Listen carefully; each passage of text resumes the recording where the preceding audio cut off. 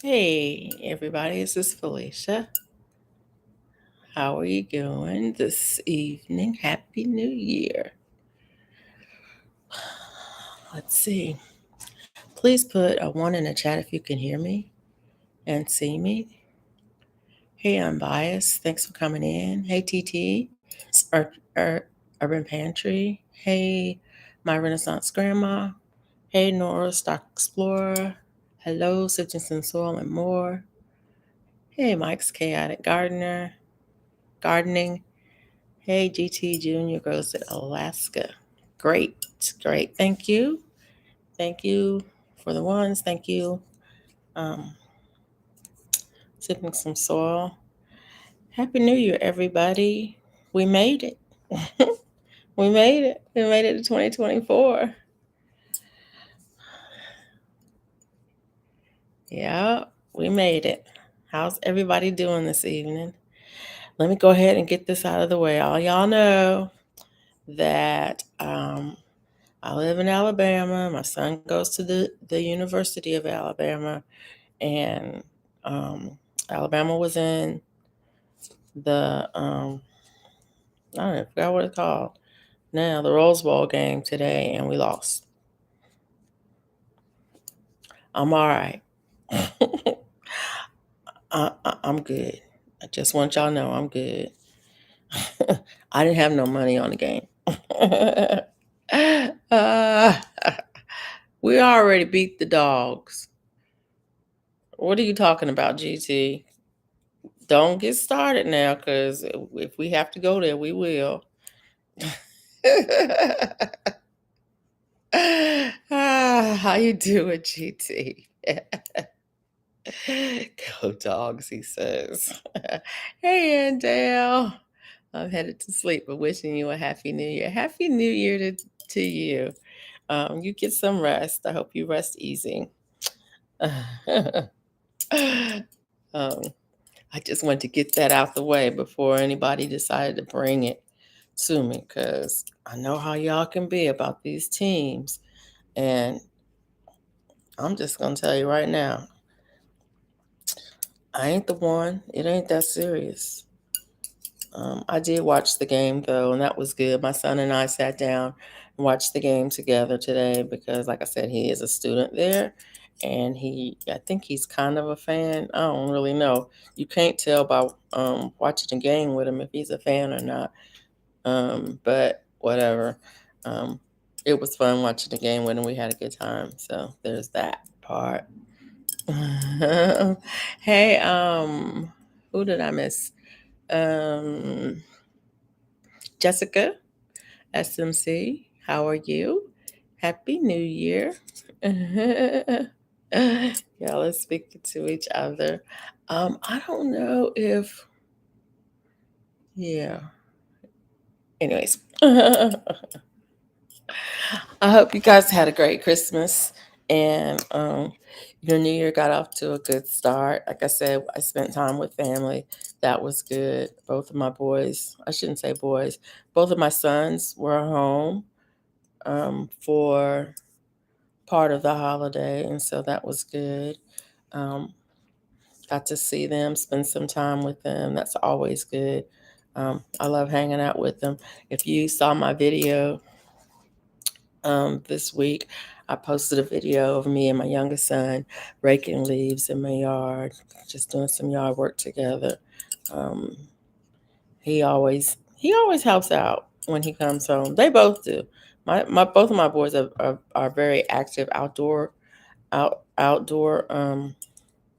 people. They like to get outside. They like to stay active, and so if there's anything, always like, Mom, is there something I need to do around here? And I'm like, there's always stuff to do. So it's like, well, what can I do? And it's like, well, let's do this. And so we trimmed hedges, we raked leaves, we, worked in the compost bin, worked in the garden, got some stuff done. It was good. Thanks, GT Junior. Y'all hit the like button. I would appreciate it if you hit the like button. Thank you, GT, for reminding everybody. Um, What are y'all looking forward to in 2024? I don't really have resolutions. I do set goals. I believe in goal setting, but I don't really have resolutions. Um, I didn't start a diet today. In fact, I really ate off plan today. I plan to get back on track tomorrow. Um, I ate all of the things that you eat on New Year's Day because my husband cooked all the things that you eat on on New Year's. So um, we had we had dinner, a family dinner today, and everything was so good. Yeah, it was good.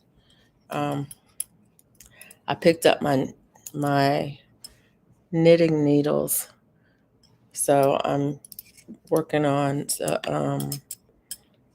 I don't know what I'm working on. I'm trying to get myself back into the groove of knitting a little bit. I want to make some socks, but before I do that, I want to just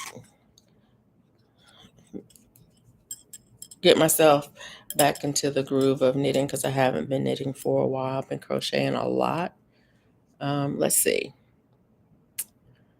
Jessica, Mike posted in the chat that if you would like to drop your link, type in #drop, and Nightbot, if he's not still on vacation, Nightbot should come in and drop your link for you. Let's see. Mike says, I'm going to organize my basement and get my gym back up. Okay, look at you. All right. TG Jr. says, I thought I made a New Year's resolution list. I made a to-do list. Various myself and my dad and company. Okay. Mike says, I've been slacking since the panoramic. Me too. I'm not gonna lie. I have really been slacking on organization since then, but I did work on my dining room table because it was a mess and got that cleaned off. And I think I'm gonna refinish it because when I look at the surface of it, I don't like what I'm looking at. And so y'all hear that? That's Belle in the background drinking water. Um, let's see. Nightbot's working. Yes. Yes. Okay.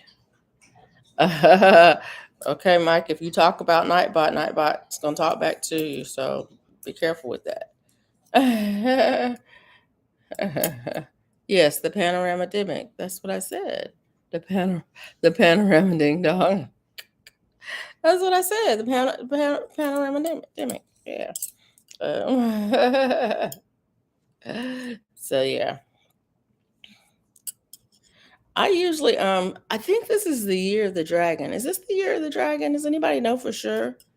I think this is the year of the dragon, and if it is, I'm excited because I love dragons. Dragons are one of my um one of my animals that I just Bella showed her little face for a minute. One of my animals. I think this is the year of the dragon. And that is exciting to me because I like dragons a lot. And so I was thinking I might do something dragon related this year. I don't know what I would do that's dragon related, but I might do something. Hey, Unicorn Lady Tech, how are you? Happy New Year. Thanks for coming in. Hey, Drops Family Garden. How are you? Thanks for coming in. Happy New Year. um, yeah, dragon. Okay, cool. Cool. Year of the Dragon. I might be doing dragon like things like hoarding shiny stuff. Dragon sweater. Actually, Mike, I finished a sweater. I finished a sweater today. Started it over we were traveling. And while we were traveling, I started a sweater, finished it today. So I probably will post a video of it, a short of it, tomorrow. I think I've already recorded the short. I don't know.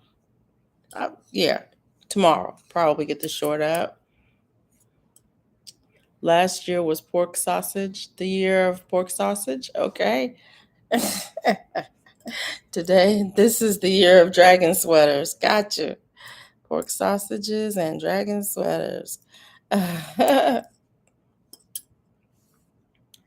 um, so, anybody else have any plans for the new year? I was in live with Gina and last night. Gina versus Gina had live, and she was talking about financial goals for the year. I think she's doing a savings challenge for the year. I'm doing a spending challenge for this year. I have two kids in college. Well, they're not kids, they're adults, but I have two kids in college. So as long as that is going on, there's no savings really happening. But that said, um, I think savings is something that we should talk more about because I think people don't really understand. Maybe they understand, but people don't know how. Sometimes people don't know how to save, and you can save no matter what life throws at you. Even though I do have two kids in college, and both me and my husband are retired, I have periodic, systematic savings. That means I have a set amount of money that goes into savings out of every check that I get.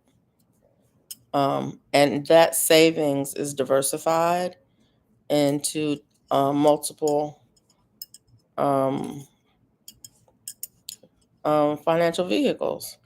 And so some of it is short-term savings, some of it's long-term savings, some of it is in investments, but it's systematic, it's periodic, it's automatic. And I have done that my entire career, because it just means that if something comes up, I don't have to worry about, if something comes up with school with one of my kids and, they need to add another class or the class costs more or something like that. I don't have to worry about them not being able to finish their degree because of a class. It's um, just a systematic way of savings. Not all of my savings is readily available. I can't put my hands on it today necessarily. I have some that I can put my hands on right now today in case of emergency.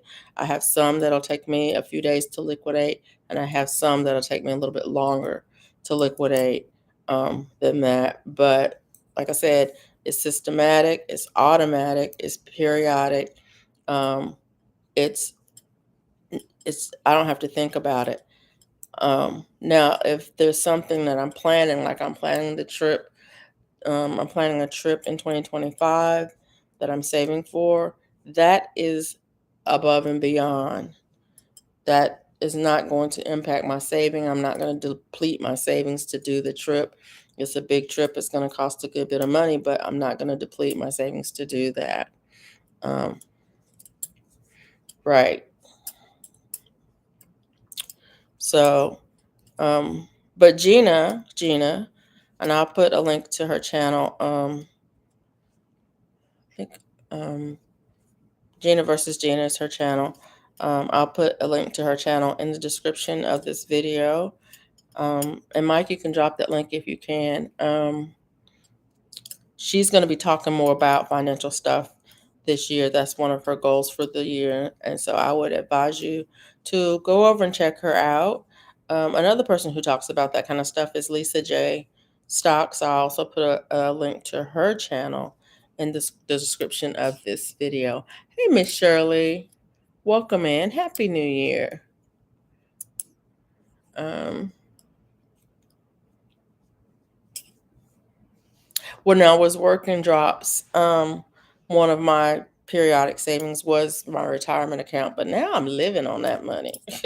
But it's still invested. So the money that's still in the account is still invested. And so it's earning money even as we speak.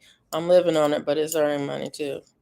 Um, and so far it's doing pretty good. Some of it, and even that is diversified. You got to diversify your holdings because you never know what's going to happen.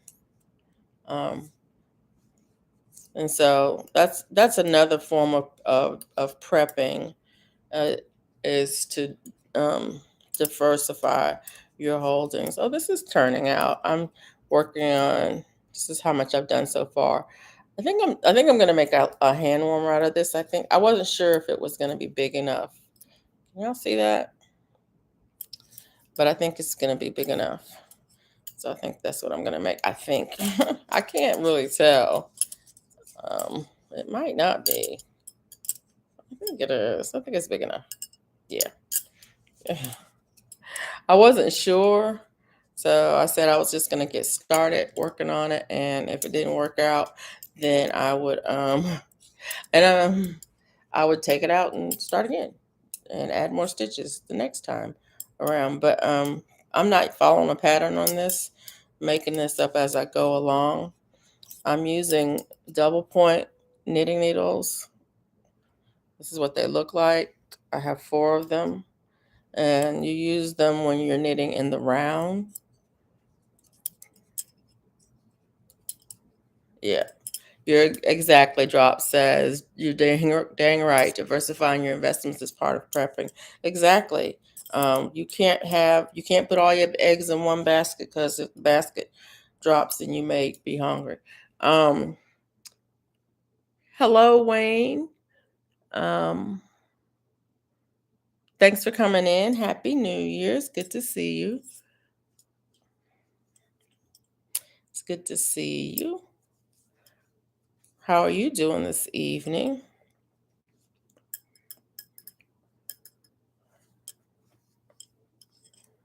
Okay. If you guys want to drop your link, just put in hashtag drop, and it should. Nightbot seems to be working tonight, so it should drop your link. And if you guys are not connected, go ahead and can connect with each other. Check out each other's channels and see. There's a lot of good content creators in here that provide a lot of great information.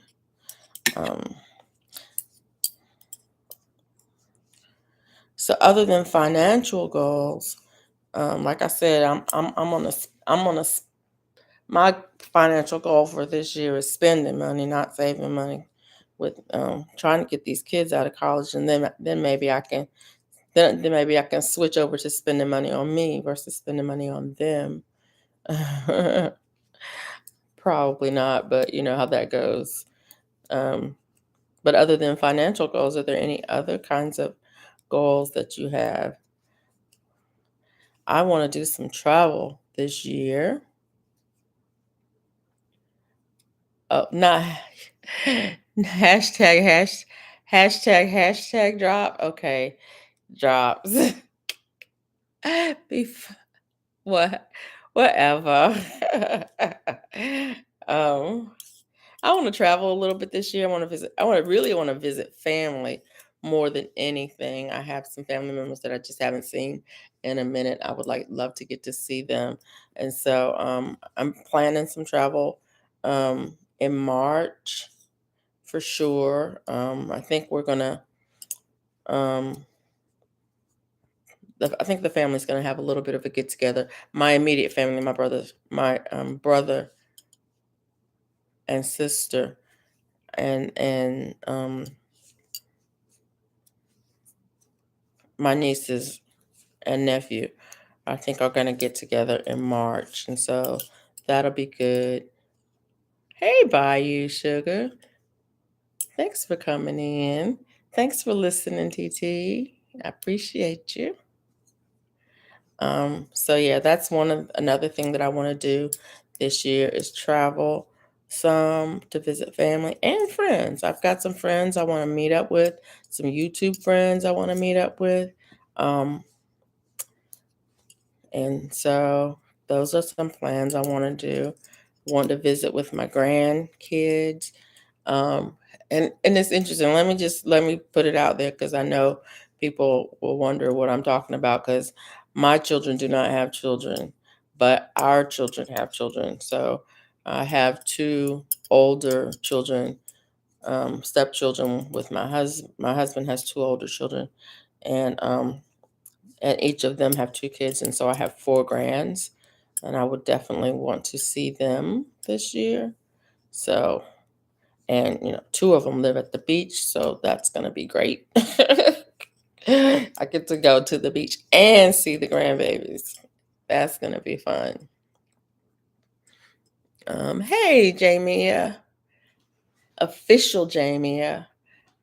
Welcome in. Happy New Year. Thanks for being here. If I missed anybody, welcome. Thanks for being here and Happy New Year. We're just talking, I'm just talking about, goals for the year, plans for the year, what, um, resolutions if you have them. I don't do them, but I do make plans. Um, Drop says, after this move, I am retiring and just raising heirloom seeds for sale full time. Okay, cool. That sounds like a plan. Now, that's one thing I am trying not to do, is I am trying not to work. Although I am working, I'm planning to work YouTube a little bit more. As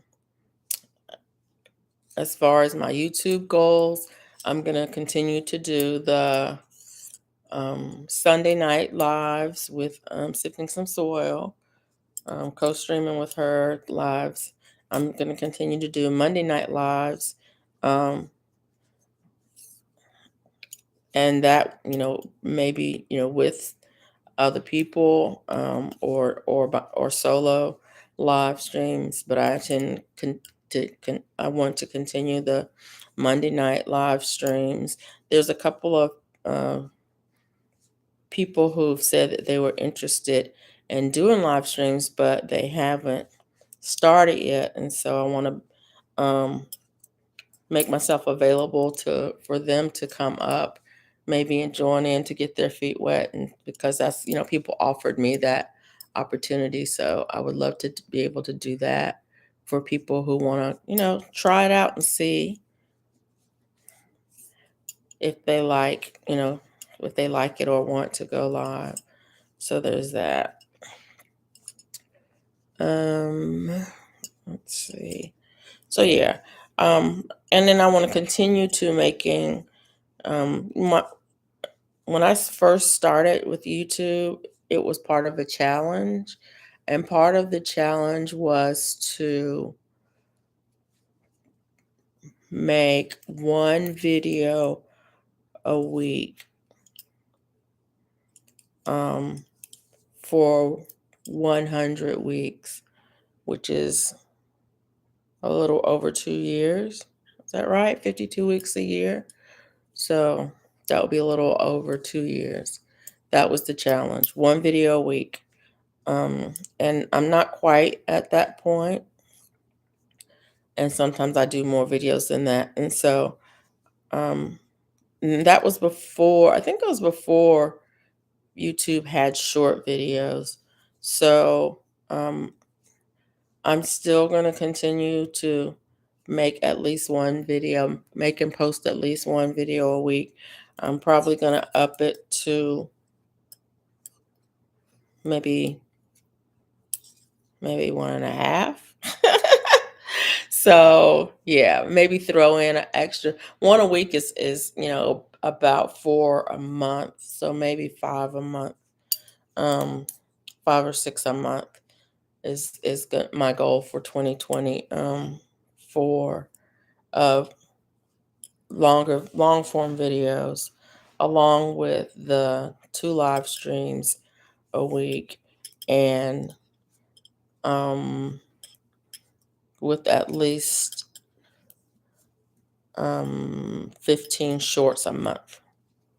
So yeah, that's my goal. And I think I can make that. I did a short a day for a while. I don't want to do that many, but a short every other day. I think I can do at least in the short term. And so I want to do that. Squirrel. I vow more squirrel videos. Oh, I thought I had got distracted, and Mike was being kind. Trying to tell me, come back to the point. What was your point? But yeah, squirrel videos. Um, my short videos are going to be all over the place. I'm not sure about the long form videos. I think I might concentrate more on how I do this and how I do that, versus not how to videos necessarily, but how I videos, and how to videos if people request them. Let me see. Did I miss anybody coming in? No, in the bushes, wife's home. Okay, Mike. Uh, yep. But yeah, if someone requests them, I might do how-to videos, but I think I might do some how I videos. I also want to do some art. Um, what is it called? Some speed paints, maybe, where I'm filming myself painting and then, edit them to speed them up so you can watch the process. I think I might do some more of those. That's what I started out with. My very first video was a speed paint. And it's funny because my very first video was probably my most highly edited video as well. And I had no clue what I was doing, but there was well over almost maybe 2 hours of footage in that video. And and it's edited down to like 15 minutes. Very highly edited, lot, and then speed it up and voice over a lot, really highly edited. And now I hardly ever edit. I'll throw a video up in a hot minute without editing it. Do more of what, TT? Do more of what? Anyways, I'm making progress. See, I've got the band about as long as I want. I need to count the stitches to see how many it is, because the problem with knitting is after I get this one finished, I'm gonna have to make the second one, and I don't have no pattern. I have to remember what I did. Oh, I have no idea. Okay, painting. Yeah, I definitely want to do more painting. Videos. Still going to be doing gardening, still going to be doing crafting, still going to be doing cooking, all the things that I do. Um, I really, my channel has been really about dealing with stress and coping with the things that life throws at you, and all of those things that I do. When I'm playing with string, when I'm knitting and crocheting and sewing and all of the crafting, and all of those things are my way of dealing with the stress, the normal everyday stresses of life. And that's what my channel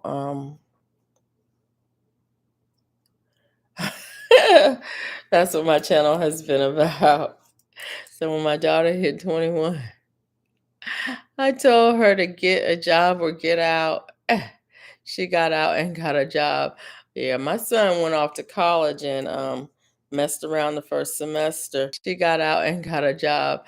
Yeah, my son went off to college and messed around the first semester and came home and I was like, "You're not gonna live in my house and not work. So you gonna either be a full-time student or full-time worker or part-time at both, but you're not gonna live here and not work." And he got a job and got back in school. That's a house rule. you you got to do something to earn your keep. Because I can't take care of grown folks. I can barely take care of myself. So I know you don't expect me to take care of me and you too. Anyway, that's funny. It's not funny. It's funny, but it's not funny. But yeah, they'll do what they have to do when they see they have to. You give them, you tell them how it's gonna be, and they'll figure it out. And it's funny. I actually enjoy my kids being here, um, and I'm happy when they leave. I love them being here and happy when they go. As long as I know they're healthy, happy, and healthy wherever they are, I'm good with that. I am good with that. Funny how that works out for real. 1, 2, 3, 4, 5, 6, 7, 8, 9, 10, 11. I'm gonna do 3 more rows. No rhyme or reason to this. I'm just seeing how it looks and how it goes. No rhyme or reason at all.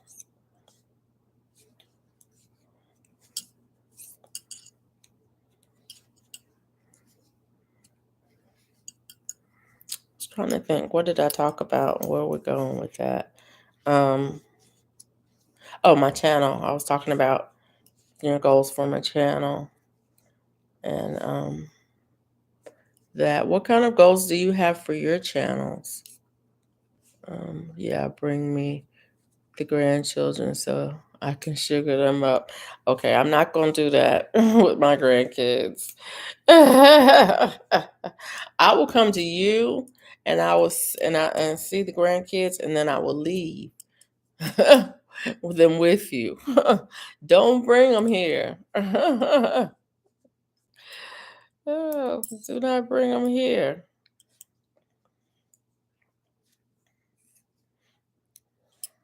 I done told my 2 sons. I done told them, nope, no more babies in this house.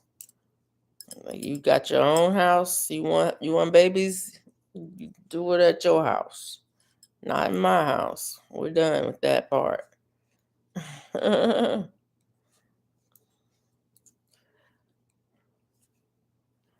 Sugar them up on the way out my house. Exactly. Don't do them babies that way. Ah, ah.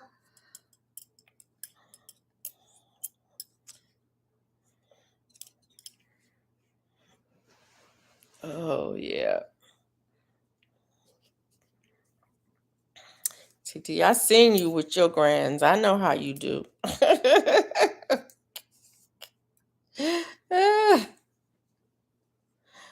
She said, "What we're not gonna do." That's what you say to your grandkids. What we're not gonna do. And they're like, "Oh, we're not gonna do that." Hey, Livy, welcome in. I put content on websites, get merch. Yeah, to put content out. That's good, GT. On websites to get merch and logo for channels. Yep. Talk to Lydia. Um, And who else? There's somebody else who does logos. Was it ooh, I forgot who it was. Was it Bayou Sugar was mentioning that somebody just did a logo for her? Or does she just redo her logo? Somebody, I don't remember. My brain is not engaging on that, but I just heard it like within the last 2 days, somebody just got a logo done. So GT, reach out. There's some people in here that do it for real. Hey David Quarry with Crop. Sweet Thumb. That's right. Thumb did Bayou Sugar's logo. See, I knew I wasn't dreaming.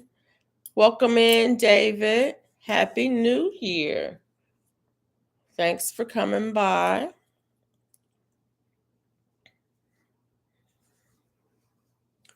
Drop says, once I relocate, I'll do a website like Etsy that don't rip you off. You might want to check into Etsy some more to see about that rip off part. It depends on what you're selling on Etsy. But there are other platforms where you can sell things um, as well. Etsy is well known and people have a little bit more trust in the platform. So, yeah.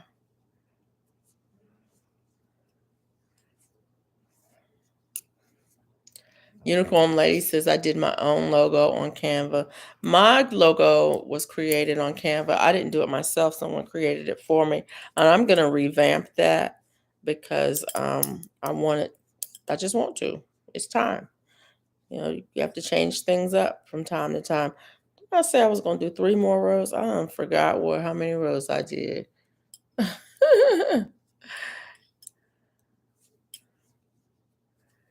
Yeah.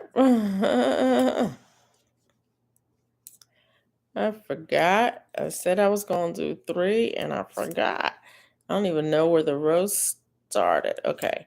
When I get back around to here, I'm going to do something different. What am I going to do? If that's the wrist part, I'm going to do an increase. Oh, goodness. I just dropped one of my hooks, my needles. So here's the wrist part. That's how much I've done since we've been sitting here. And so when I get back to the beginning, I'm going to do some increases to widen it out where the thumb goes, because I'm going to do some shaping.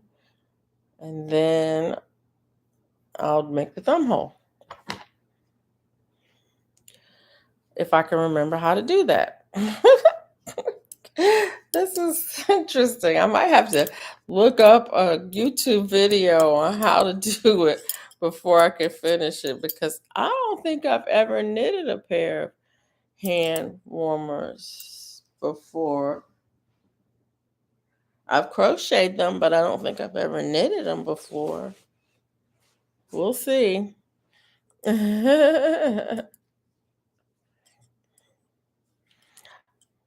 Oh, look at that. That's what I need to do this year. I need to work on my Buy Me a Coffee page. I actually have a Buy Me a Coffee page, and the link is just Nightbot just dropped the link on there where you can join and become a member or support the channel through that. And I think I actually have a web page too, which I haven't done anything on, but I'm lately, so I need to have some goals about that. 12. I think I'll do at least 12 posts on my webpage this year. See, just like that. I made it up. I might better write that one down because the other ones I have written down, but that one I haven't written down. So 12 posts on webpage.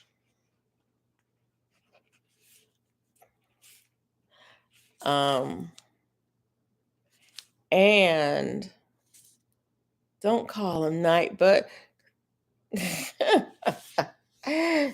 you're funny. Don't call him Nightbud. And I need to do something with my buy me a coffee. I think I'm gonna put some photos of some of the things that I make on my buy me a coffee page. So if people want to, and then maybe some photos of some of my paintings on there. So if people want to commission me to do something, they can see examples of my work on my buy me a coffee page. And then start promoting it more. I haven't really promoted that at all. Um, and maybe I should.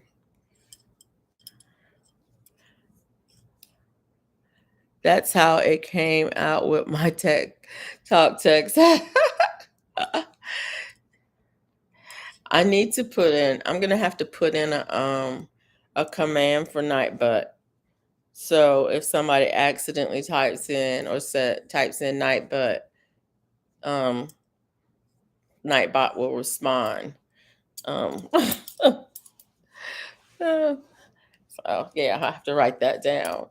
Put in Nightbot command. Hey, J3GS, how are you? Happy New Year. Did you say Nightbot? What did you say? Nightbot, Butt. um, yes, I'm gonna have to put in a command for Nightbot. So, um, my Renaissance grandma. Did I speak to you earlier? I think I did. I'm gonna have to add it in, Miss Shirley. So Nightbot can respond to y'all when y'all put that in there. Hey, Bob Brownlee, how are you? Welcome in. Happy New Year. Making cranberry juice from berries. Oh, I love fresh cranberries. I usually make pumpkin bread. Well, I used to make pumpkin bread with fresh cranberries every year for the holidays because I love that sweet and tart together. But yeah, anybody else want to share any goals that they have for 2024? Like I said, I've definitely got some goals, goals for YouTube, goals for um, buy me a coffee, goals for my website, um, financial goals, health goals. Yeah, I got some of those too. Better health in 2024. Crafting goals. I have crafting goals. I got goals. That's what that's what GT Junior says. I ain't got money like that. I got goals. I need to make a shirt that says that. I ain't got money like that. I got goals. Oh, see, GT Junior, I'm taking your idea. You better make your you better make your merch before I make your merch and steal your idea. I'm so behind. My drink video comes out Sunday after next. I shot it Christmas Eve. Yep. Hey, Duval. Welcome in. Thanks for coming by. Happy New Year. So I had New Year's Eve sleepover with the grands. They didn't go to sleep until 5 a.m. Oh. I was talking to my goddaughter today, and she was saying that her brothers had stayed up really late, or until really early this morning, and she was very tired. I was like, oh, that is not good. Okay. Now I have to figure this out. I think, I don't know where I want to do the increases. I think, I don't know. Okay. Let me see. My Renaissance grandma. If you guys are not connected, please drop your hashtag drop to drop your link so you guys can connect with each other and check each other out. Okay. If I do that right there, I'm going to increase maybe by 4 stitches for the wide part of the hand. Bayou Sugar says, no, no. Miss Shirley OG says, getting my garden fenced in from critters, making my great granddaughter a blanket. I hope I don't need leg surgery. I hope you don't need leg surgery. I used I have one of my garden bed that is surrounded by chicken wire because I had it. I had some chicken wire. Um, it's not, I don't, my yard is fenced in, but my garden is not fenced in. But I had put chicken wire around it to keep my dog out of it. And that has helped with some of the critters, not all. Okay, let me go back up here and see. Duval said no. Somebody else said.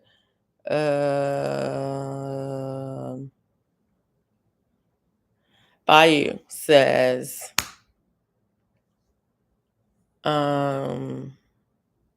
you got goals. No, Drop said you got goals. I got goal. Okay, all right. Bayou Sugar said, I'm excited about making pumpkin pie yesterday with my pumpkin I grew, but I was disappointed when I put it in the mixer and it was watery. Oh, pumpkin. How did you prepare it? Did you roast the pumpkin before you make the pie? How did you prepare the pumpkin before you used it to make the pie? I would think that you would roast it first or bake it first and then use it. And yeah. And if it came out watery, you could strain it. This is too involved. This is way too involved. But you could strain it and then take the liquids and make a reduction out of that and use a thickener like cornstarch to thicken it, or even eggs to thicken it to add it back in to the mix. I'm just thinking about it. I have never made pumpkin pie because I don't like pumpkin pie. I like pumpkin bread. But I've never used fresh pumpkin for it. Hey Keisha H. How are you? Thanks for coming in. Happy New Year.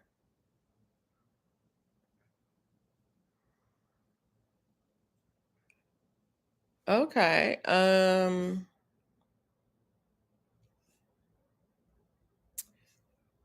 Says, Bayou says I need to find a variety of pumpkin that I can use to make a pie. And then Mike said squash, like kombucha, kombucha is better than pumpkin and easier to grow. Keisha says I'm heading to bed, but I'll leave the live stream running. Thank you, Keisha. I appreciate it. Bayou says I baked the pumpkin first. Probably didn't bake it long enough. I would say you when you mix it up, and if it's very watery, you're gonna have to put something in it to thicken it. You can add more eggs. Eggs is a thickener. You can also add flour or cornstarch. They're both thickeners to it. But I don't know because, like I said, I don't make pumpkin pie um, at all. I've never made it at all. I love sweet potato pie. I'm trying to make sure I didn't miss any of the comments. Um, Michael saying you could use butternut squash. I've heard you can use whatever Seymour is. I forgot. Whatever kind of squash Seymour is, I heard you can use that. Gotta roast the moisture out of the pumpkin. So yeah, you maybe should have roasted it longer. I don't know. I prepare it by opening a can. Yeah, when I make pumpkin bread, I use the can stuff. You can add 3 eggs and a half a cup of heavy cream, kombucha squash. Why did it just jump? Okay, this one, Keisha, Keisha, Keisha.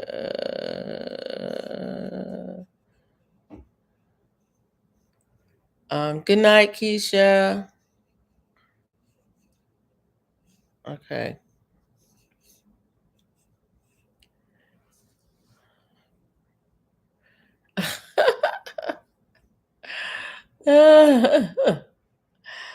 I'm eating sweet potato pie right now. Oh, well, you didn't have to tell me. Oh, Seymour's a cushaw squash. Yeah, you could, I've heard you can make a pie out of cushaw squash. Um, Queens. Yes, cushaw is on my list for the summer. Um, yeah, what are you guys planning on growing um this spring, summer?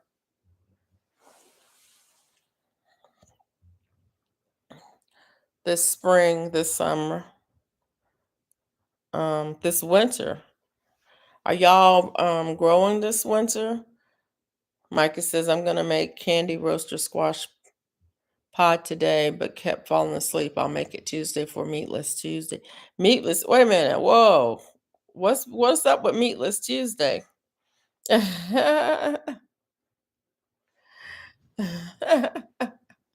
funny.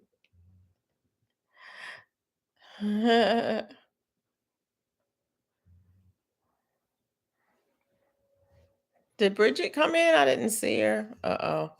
Am I missing people? Okay. Good night, unbiased. Thank you for coming in. Have a good evening. Happy New Year.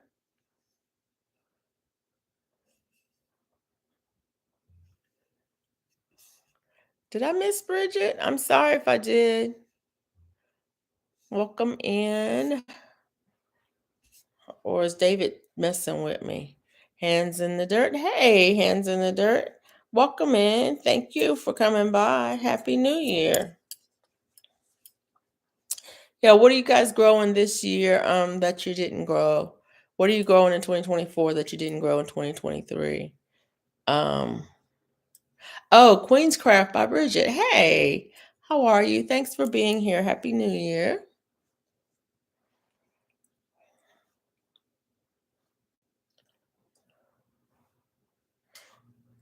I am growing the cushaw squash this year. I didn't grow it last year. I am not growing watermelon because I don't want to. That's why. Not growing watermelon this year. I am not growing jelly melon again ever in my life. It produced a lot. I just don't like it. It really does taste like cucumber. It just tastes like cucumber. But I would much rather grow regular cucumber because I love cucumber than to grow jelly melon, which I don't really like, even though it tastes like cucumber. It's a whole thing. It's just a whole thing. Um, it's not that far ahead, TT. You got to get your seeds. You got to figure out where you're going to put them. You got to prepare your beds. You need to be feeding them right now, or putting them to bed, resting them right now, or fertilizing them out right now, or turning them right now, or something. You need to be doing something right now.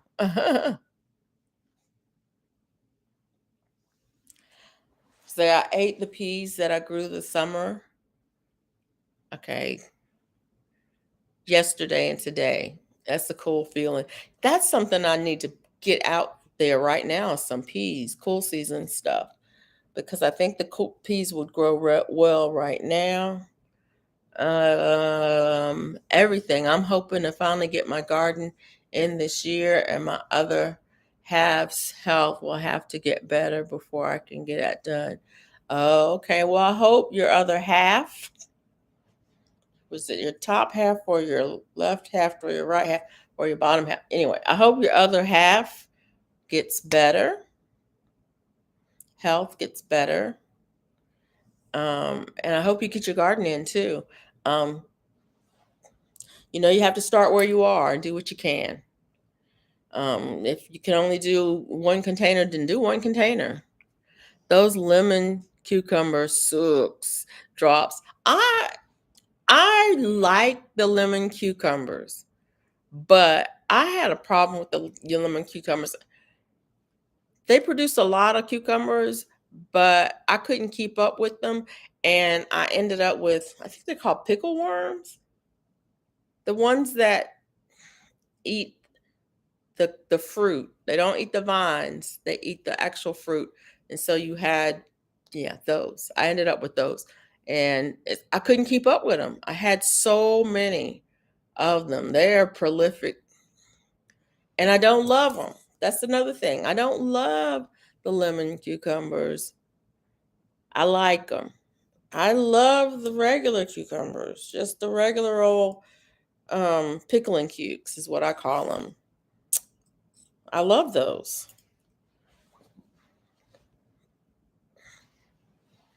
Plant some garlic. I did that. I finally got some garlic in the ground. It took me forever and a day, but I got garlic in the ground in December. And it's coming up already. I'm always growing in the house. Bridget says, yeah, I don't grow inside. Well, I shouldn't say that. I don't grow in soil inside. I've got hydroponics inside. And they're doing stuff. I got to do an updated video on that because I've got stuff in there. Hey, Sweet Thumb. Thanks for coming in. Happy New Year. Yeah, the lemon cucumbers make good pickles. They do. Armenian cucumbers make good pickles. I don't care for Armenian cucumbers. I'm not growing them again. But they make good pickles. And Bella likes them. Well, I might grow one Armenian cucumber plant because Bella likes them. What is going on with my phone? It's 12 o'clock at night. I might better check it. It might be one of my children. It's not.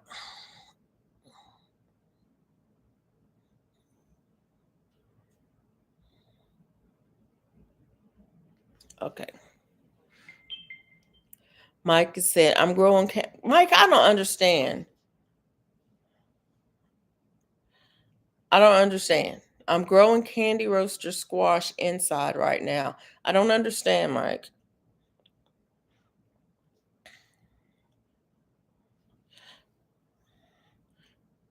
I don't understand. You're going to have to explain to me how you can grow things that become Seymour inside. It's going to take over your house. I don't get it. We canned over 200 jars of pickles this year. Wow. I'm not doing that. I am not doing that. Sweet GT Junior needs to talk to you. Y'all need to connect. Just saying. Now y'all gotta figure out what I'm talking about. Hey, Ghetto. Thanks for coming in. Happy New Year. Okay, I'm getting ready to do this increase here.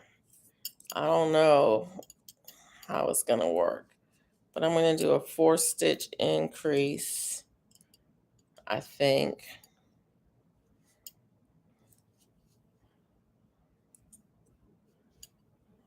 I don't know what I'm doing. I'm making this up as I go along. Do you knit, Bridget?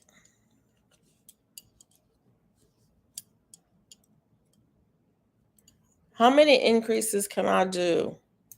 Okay, I'm gonna do 2.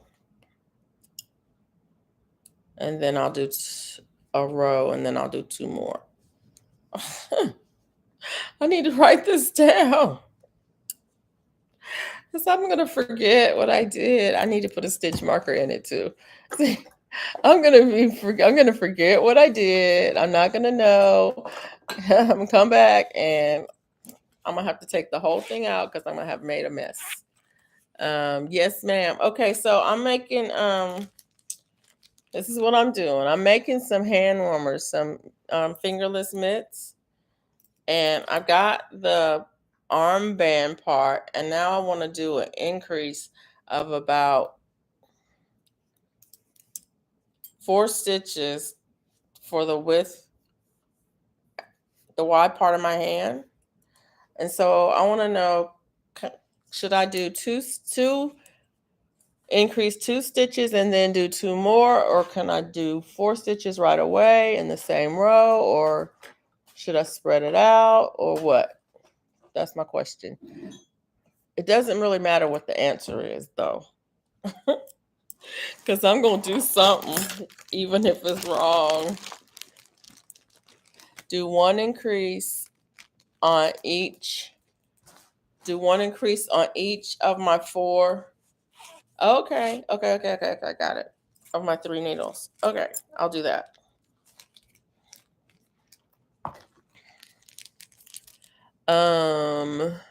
How many stitches in your round? I think it's 20.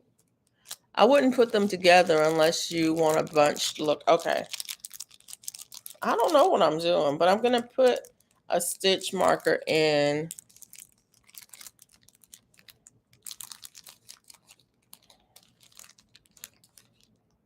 So I'll know what row I put them on.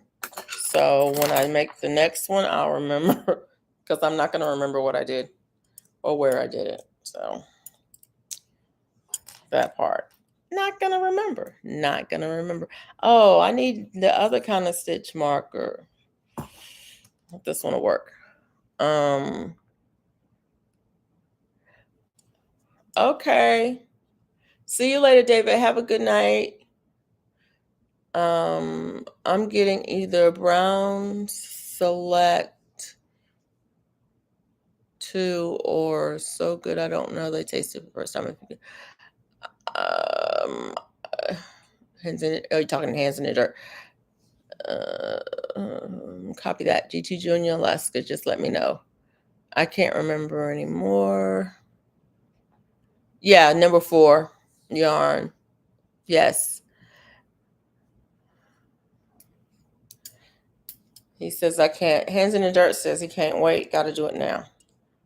Oh, I can see that right there. It's easy to see. I'm going to put a stitch marker in there right anyway. Okay, did that. And I'm going to go back.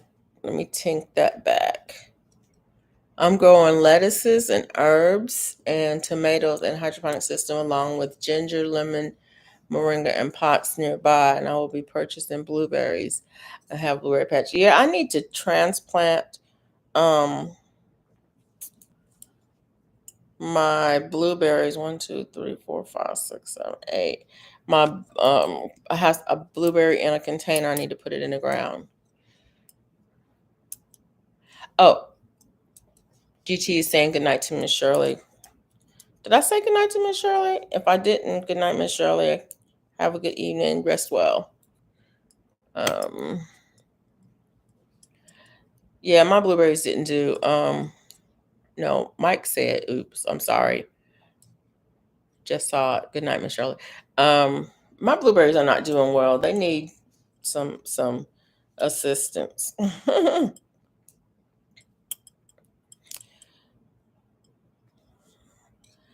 But I'm not worried about them because I don't stress about the garden. It does what it does. I would do one round of increase and then one round of adjustment and then increase again until I get it to the desired size. Okay, yeah, that's how I do my increases on my socks. Is I'll do, I usually do one on each side, so one on the front and one on the back. No, one on the beginning and one on the end on both sides. Anyways, that's how I do socks. Hands in the dirt said, "Y'all vampires have a good night." We're not vampires, we're daywalkers. You have a good night too, Stacy. Thanks, Bridget. GT Junior says, "Well, I heard that. I had to and see what I heard at night." Said Bar Brownlee. Did I miss something? I'm sorry. Bar Brownlee. Oh yes, Bar. Yes, very nice, Bar Brownlee.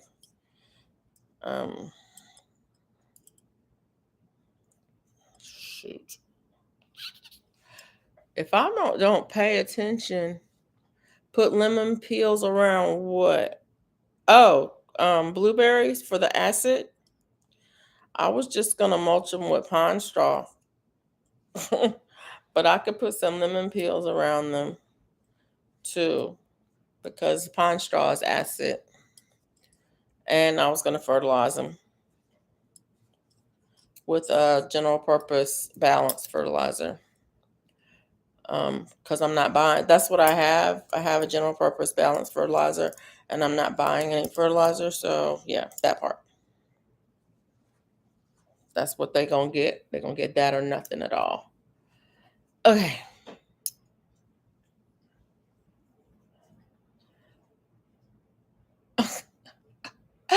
Oh my gosh. Um. Thank you. Yeah. Thank you so much, Bridget. I don't knit very often. It's been a minute since I pulled out. It's been a cool minute since I pulled out knitting needles. So yeah. Mike says I'm up till the devil fireball rises. Okay, Mike, you didn't have to say that, but okay. The devil. Bella, quit. Okay. Pine works, yeah. Bridget says, my dress is almost at my knees now. I'm so excited of how it's turning out. I cannot, for the life of me, imagine knitting a dress or even crocheting a dress. Although, I made a sweater, so there's that. But knitting, oh my goodness, it takes me forever to knit anything. That's why I make small stuff. Let me see. Gigi says, I'm finished making my breakfast sandwiches for my son for next week. Okay. I want to try. There was a breakfast muffin recipe. It's not really a muffin, but you use muffin cups to make. It's just an egg. It's, excuse me. It's just an egg dish that you make in the air fryer. I wanted to try that. Uh-oh. Something got in my throat. I might have to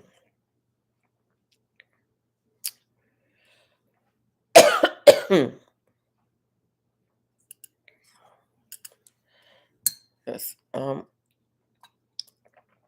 Mike asks, what's the max number of needles you use at once? Okay, I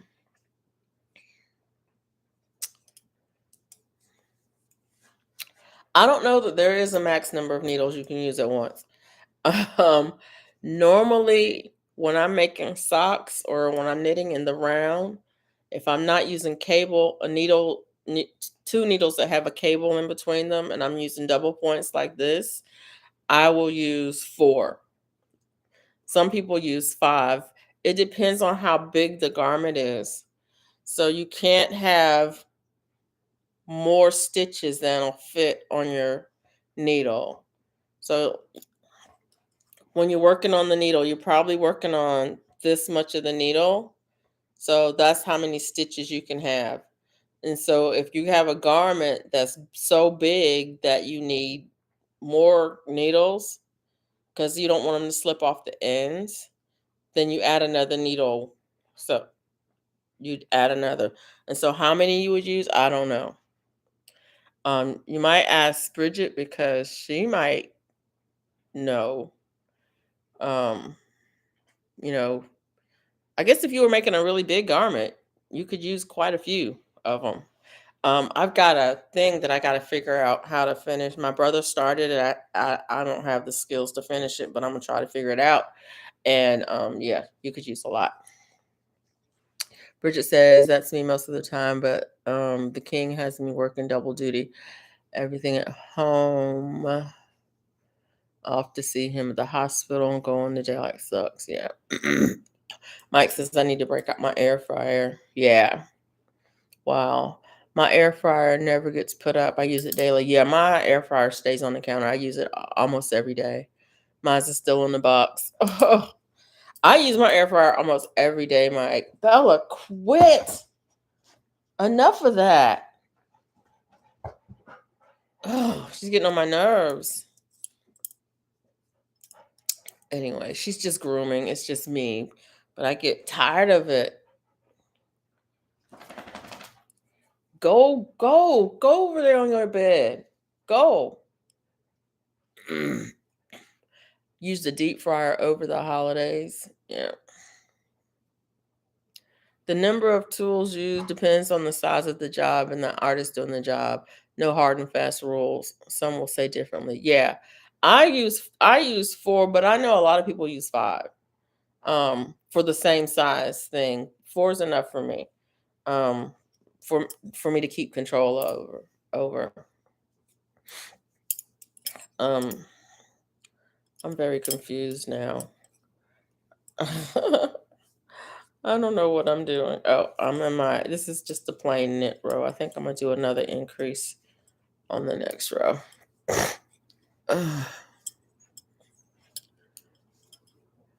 Duval says I bought a new one on Black Friday. Stop laughing, GT. It's not funny. She laid down on the floor. She's fine. She quit that.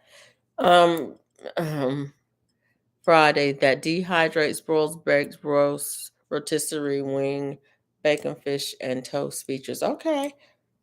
Is it one of the one with the doors, or it's not the basket kind, it's the one with the doors? That's what I want to get, one with the doors. But what I have a question. If it's one with the doors, Duval. The one thing I like about the basket air fryer, oh, I don't like that. Oh, I don't like that increase I did. Dang it. Okay, I gotta quit. I'm done for the day. I don't like this increase. It left a hole. I shouldn't have done that kind. I should have done a different kind. So now I'm gonna have to take it back. And I didn't put a lifeline in, and I hate, whatever. I'll have to do it anyway. Okay. I'm sorry. I'm stressing. I just messed up. I can fix it. It's only 2 rows and it's only 20 stitches, so it's not like it's a whole lot. If this was a big project or if it was a lace project, I would be crying. but it's a small project. I knew not to do the increase that way. I did, and I shouldn't have done the increase that way. And the way I did it, it left a hole, and I don't like that. I don't want there to be a hole. I want, so yeah. Ugh.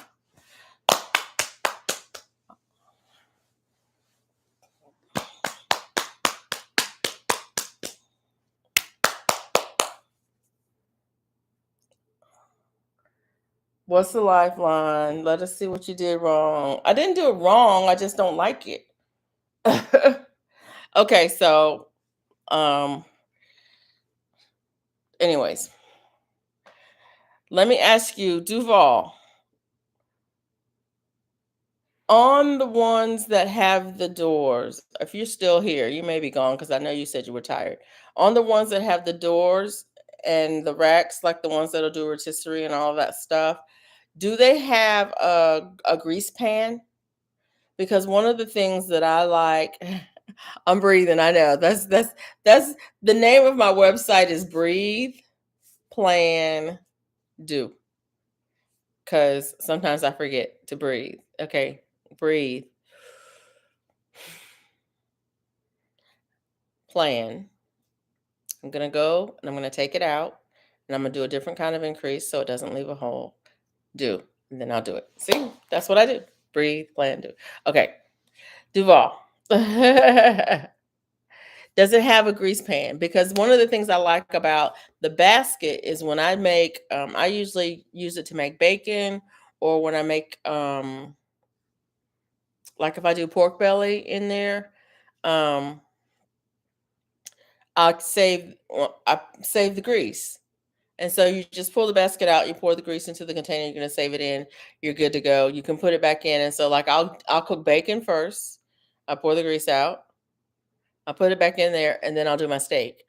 And it has, it has a little bit of the bacon grease in it when I do the steak, right? Yeah, bacon in the air fryer. Yes, bacon in the air fryer. It makes great bacon. Does a wonderful job. Or like if I'm doing pork belly, um, in there. Or if I'm just doing, sometimes I'll do beef fat in there. I'll cut the fat off the ribeye. I'll put the beef fat in there and I'll cook it in there. Then I'll take that and I'll pour it into the container. And so, um, then I'll save it to use for other things. And so, yeah, that. But that's my question. The ones with the door, do they have a grease pan in it? And how convenient is it to get that out? Because with the basket, and you just pull it out and pour it out, it's easy, easy breezy, lemon squeezy. Okay. You need a video to see me make bacon? Dude, okay, I can do that. No problem. No problem. Okay. TT, what's a lifeline?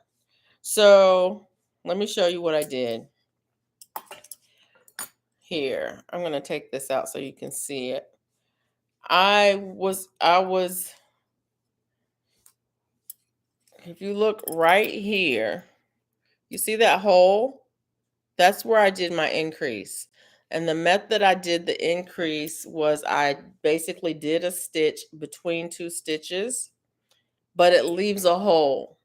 There's another way to do the increase so that it doesn't leave a hole. And so I'm going to go back and I'm taking out, it's 2 rows. I'm going to have to take out 2 rows because it left a hole and I don't like that. So I'm gonna do a different method. I'm not gonna do the method where you do it between the two stitches. I'm gonna do the method where you do 2 stitches in one. Like you can knit through the front and knit through the back to do 2 stitches in one, and that won't leave a hole. Okay. There's several methods to do an increases when you're knitting. A lifeline is when if I was gonna put in a lifeline, you can put it in, say I'm going to put in a lifeline and I'm going to use this purple.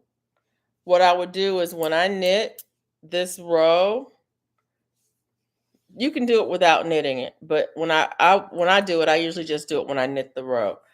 When I would knit the row, I would put in a string in the stitch that I'm not using.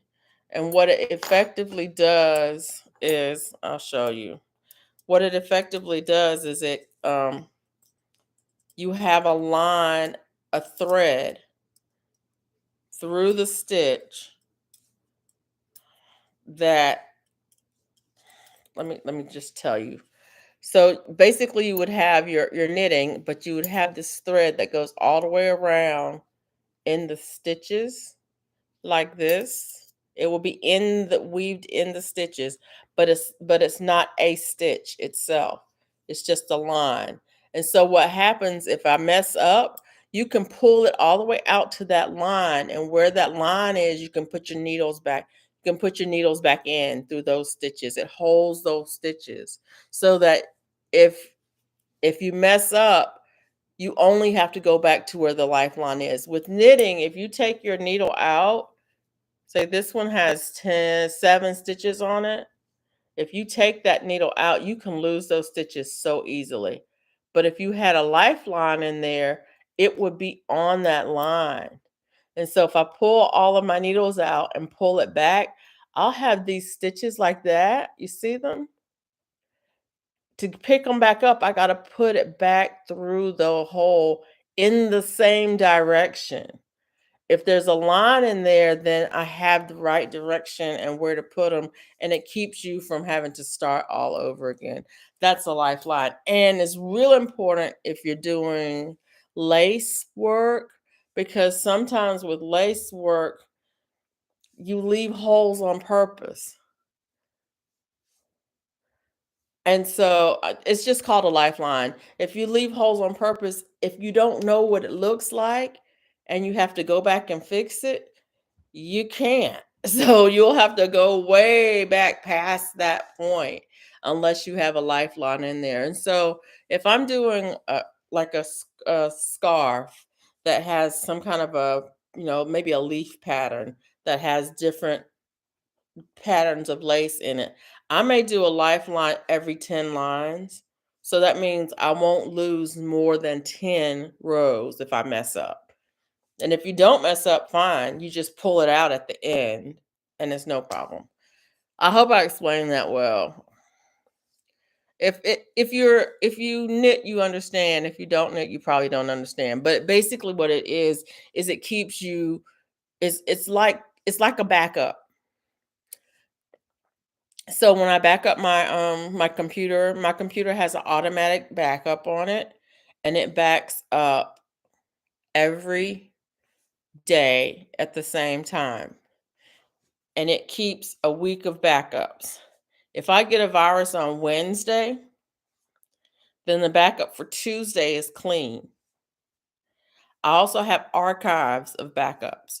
So if I get a backup on December 15th, but I have a backup from December 14th, or I have an archive from November 14th, I know that I've got a clean copy of what was on my computer from November 14th. That means I lost a month worth of work versus losing everything. That's what a lifeline is. It's like a backup. So if you put in a lifeline every 10 rows, you know that, okay, if anything happens and I mess up, I only have to go back 10 rows. I don't have to go back all the way to the beginning. You put it, you know what I'm saying? So that's how to explain it. Okay. Knit in the front one, knit one in the front and one in the back. Yeah, I'm gonna do that. Bridget, right. It's easy to pull. Yeah. Yep. Unicorn lady says mine does have a grease pan. Yes. Okay.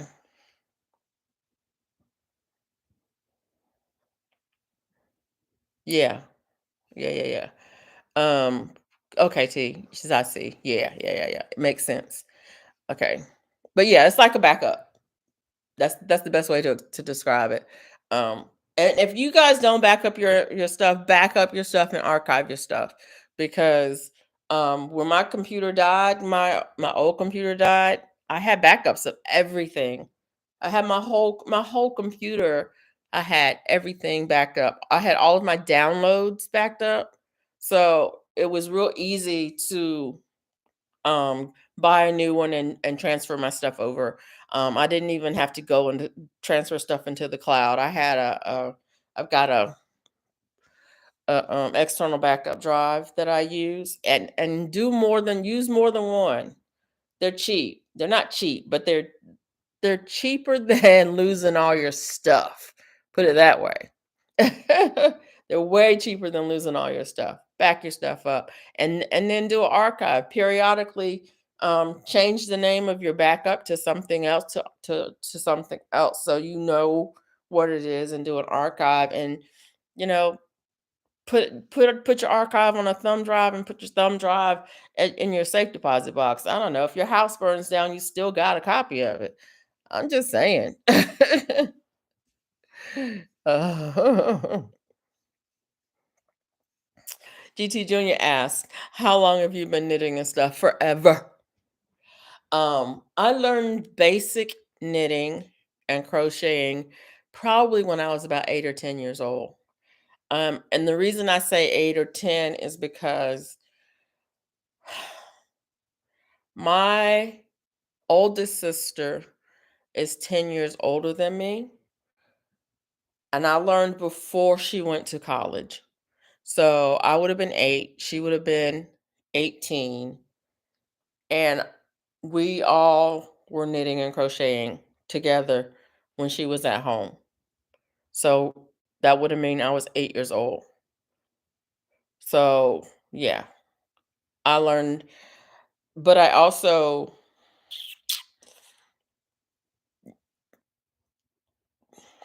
crocheted and knit for a few years when I was young like that. Um, I didn't do knitting was not, what am I trying to say? Um, knitting didn't come easy to me then, and so I put knitting down and I didn't knit for a long time. I recently I would say I picked knitting back up within the last 10 years. And I'm much better at knitting now. My brother also knit, so all of it. We did all of it. And he was really good at knitting and just over the years, um, I've picked up more skills over the years. Yeah. TT says 8 or 10. I was playing with Barbies and making mud pies. I was the youngest, TT. So I did whatever my brothers and sisters were doing. And like I said, my sister was 10 years older than me. So um, if she was doing something, I wanted to do it too.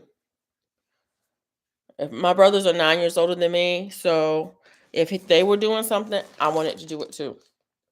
So a lot of things, I learned at a young age because that's what they were doing. Even schoolwork, I remember doing when my sister was in high school and she was learning they were doing Shakespeare and they were doing where they had to recite some of the soliloquies and they were doing friends, Romans, countrymen, lend me your ears. She was learning it. I was helping her learn it. So um, she was in 10th grade, I was in 5th grade. So I learned those things in 5th grade because that's what she was doing in 10th grade. So I have a sister who's 5 years older than me as well. So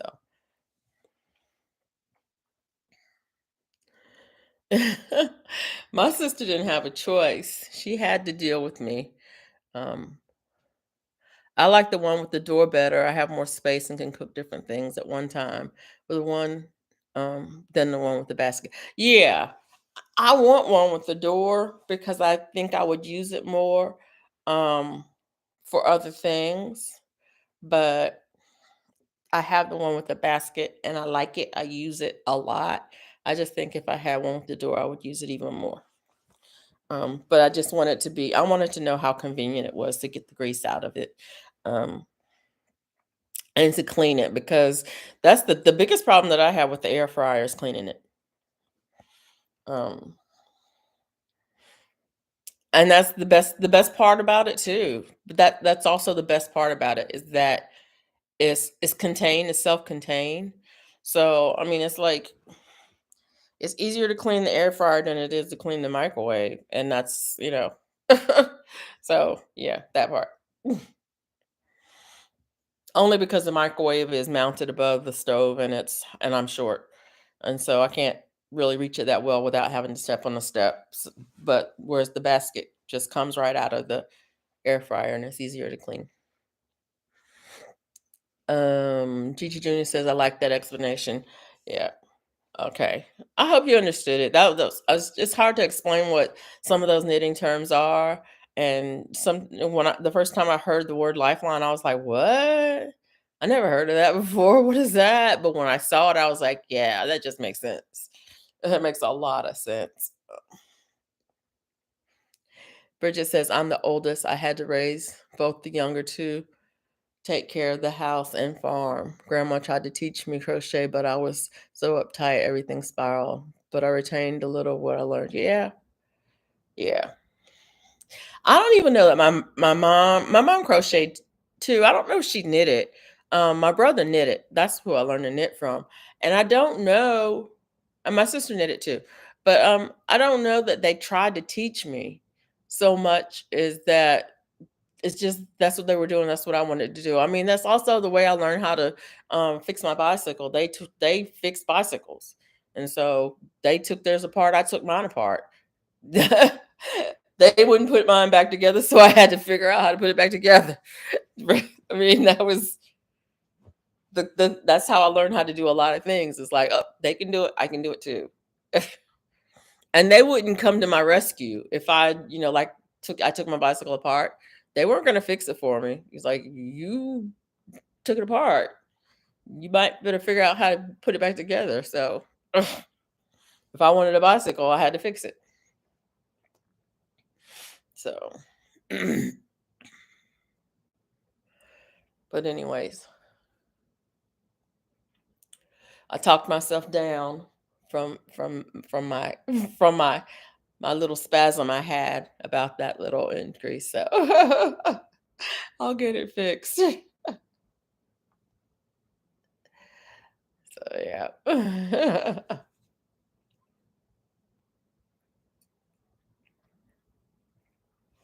But anyway, thanks for the question, TT. That was a good one. Um, there's I keep thinking about that, thinking about crocheting and knitting, and um, you can do so much with just a few basics. Even I mean, all of the things. When you look at all of the things, I mean, even like cooking and canning and gardening and all of the things, y- there's always room to grow. There's always room to do more. But when you get just a few basics down, you can do a lot.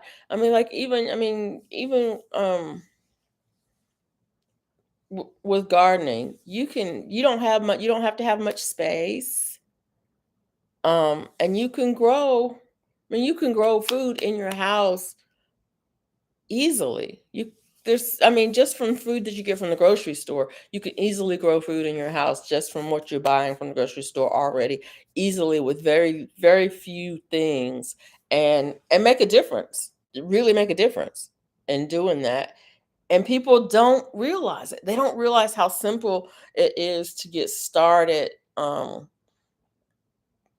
just grow a few little things that can make a big difference um, in your diet. I think GT or was talking about, just growing microgreens. It's so simple to grow microgreens. Um, you don't need a whole lot to do it. You don't need a whole lot of space, and just adding that little bit the to your diet would be so simple. Right, growing pineapples from tops, growing celery from celery bottoms, growing onions from onions, garlic from garlic, ginger from ginger. You know, you can do so much um, with just a little bit, and people won't even try. They won't even try to do that little bit, or they get so intimidated by all of the things. Um, I knew I was gonna forget to do that. Ugh. So and they get so intimidated by all of the things, and you don't have to be. You just don't have to be. Okay, Melanie's out. Um, so um, can okay. I'm gonna let you out just a second. This is something I don't know how to do on here. Um,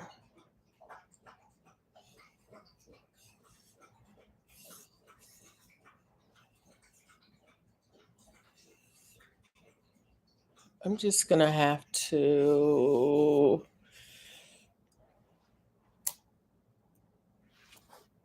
Let me look real quick. Okay. Hold on just a second. I'll be right back. I need to let Bella out. Okay. All right. I'll be right back.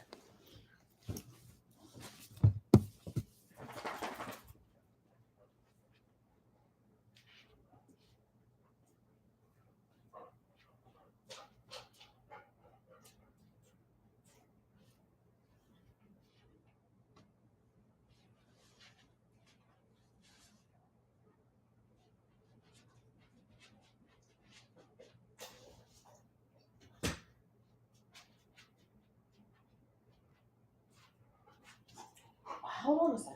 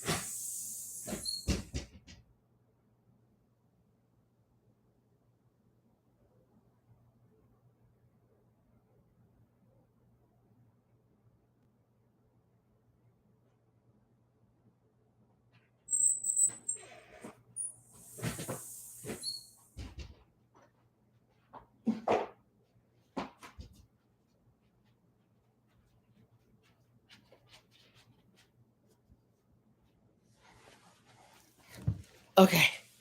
I'm back. It is cold outside. She ran straight toward the fence, barking at something. So something's in the backyard. I should have known. But anyways, I'm back. Thank y'all for hanging on.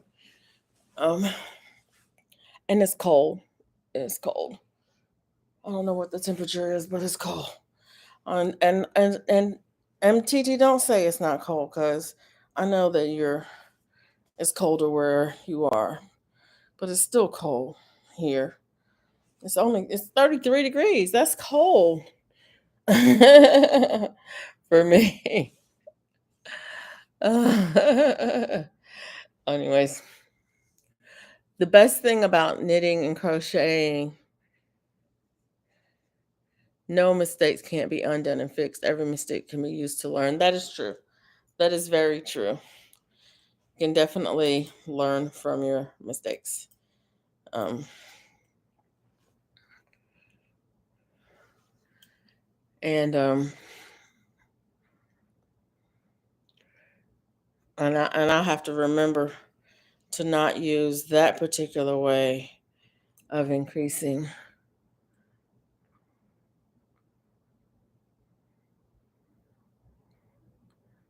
Yeah. Sitting some soil says, I hope I get a pineapple this year. Bella's funny. Miss Attitude. Yeah, she does have a little bit of attitude, but when she's pretty chill. Y'all have to admit, Bella's pretty chill. If she didn't want to go out, she just usually sleeps through all of this. Yeah. Um, Bella does love to run the show, but I'm in charge. Yeah, no, she's in charge. That is for sure.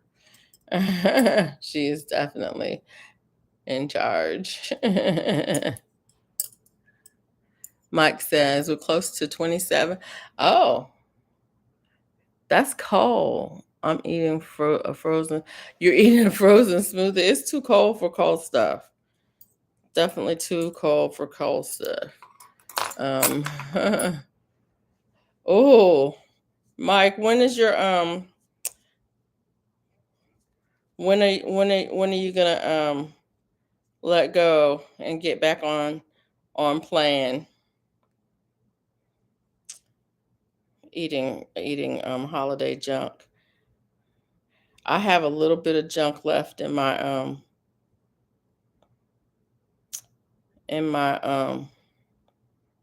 house. Actually, no, I have a little bit. I need to go through and um clean out. Yeah, I need to go through and clean out and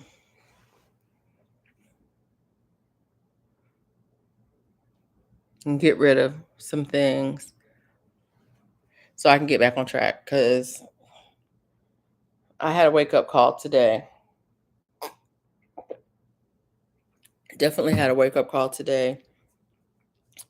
Um, my blood pressure was higher today. I had a nosebleed today. I had a headache.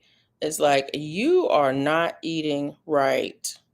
You better get yourself together.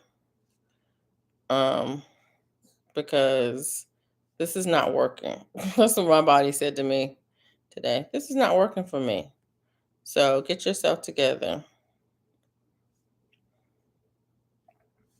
So, okay. I'm like, okay, I can do that. I can do that. Mike says, only naughty thing left is as I'm making that pie. Still got a few pieces of fried chicken left. Now she out there barking her head off like she crazy.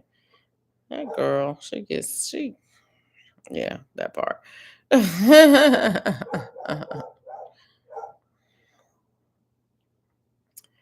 Yeah, I've got a few little things in the house I need to get rid of. Um, but that's it. Like I said, I'm getting back on track to right today, to now. Not tomorrow, to now. Right now. I am back on track. There will be no more um eating of things that are not on plan. Y'all hear her out there barking? She went out there. She investigated. She figured out what was going on out there, and now she's ready to come back in. That's all she wanted to do. Now she's ready to come back in. Silly girl. It's like, silly rabbit.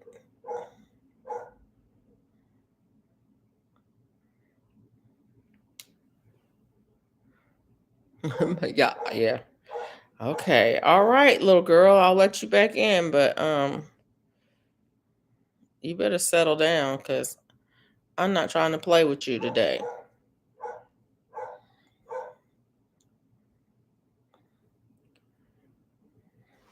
I was putting these stitches back on the needle, and that one is not right. That's okay. I'll get you. I will get you.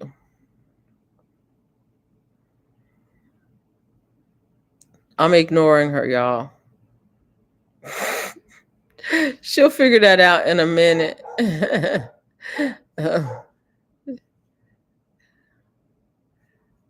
She'll figure it out in a minute. She's like, let me in now. Stop ignoring me. I know you hear me. We're punishing the neighbors tonight because they did fireworks last night. They get to hear Bella tonight. That's right. We punish the neighbors. Just how we do. She's like, it's cold. Oh, she don't care about the cold. Ask TT about that. She don't care about the cold. Bella doesn't care about cold, hot, or wet. She don't like the rain a lot, but she don't hate it. But the cold, she doesn't care at all. It can be 10 degrees outside and snowing. Okay, we don't get snow here. But if she wants to be out there, she wants to be out there. And she comes in the house and I'm like, your ears are cold, your nose is cold, your feet are cold. And she looking at me like, what are you talking about, human? Human? All right, let me go get her. I'll be right back.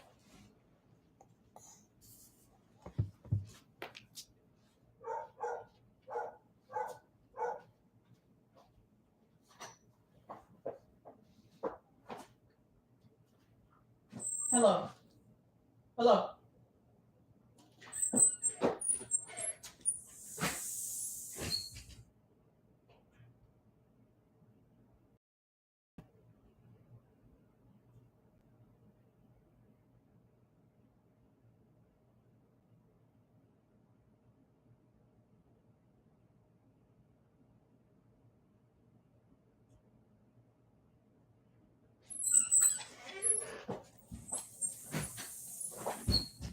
Are you cold?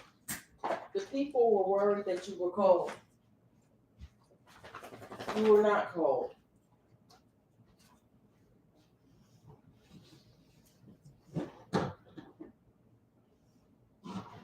Can you tell the people that you were not cold?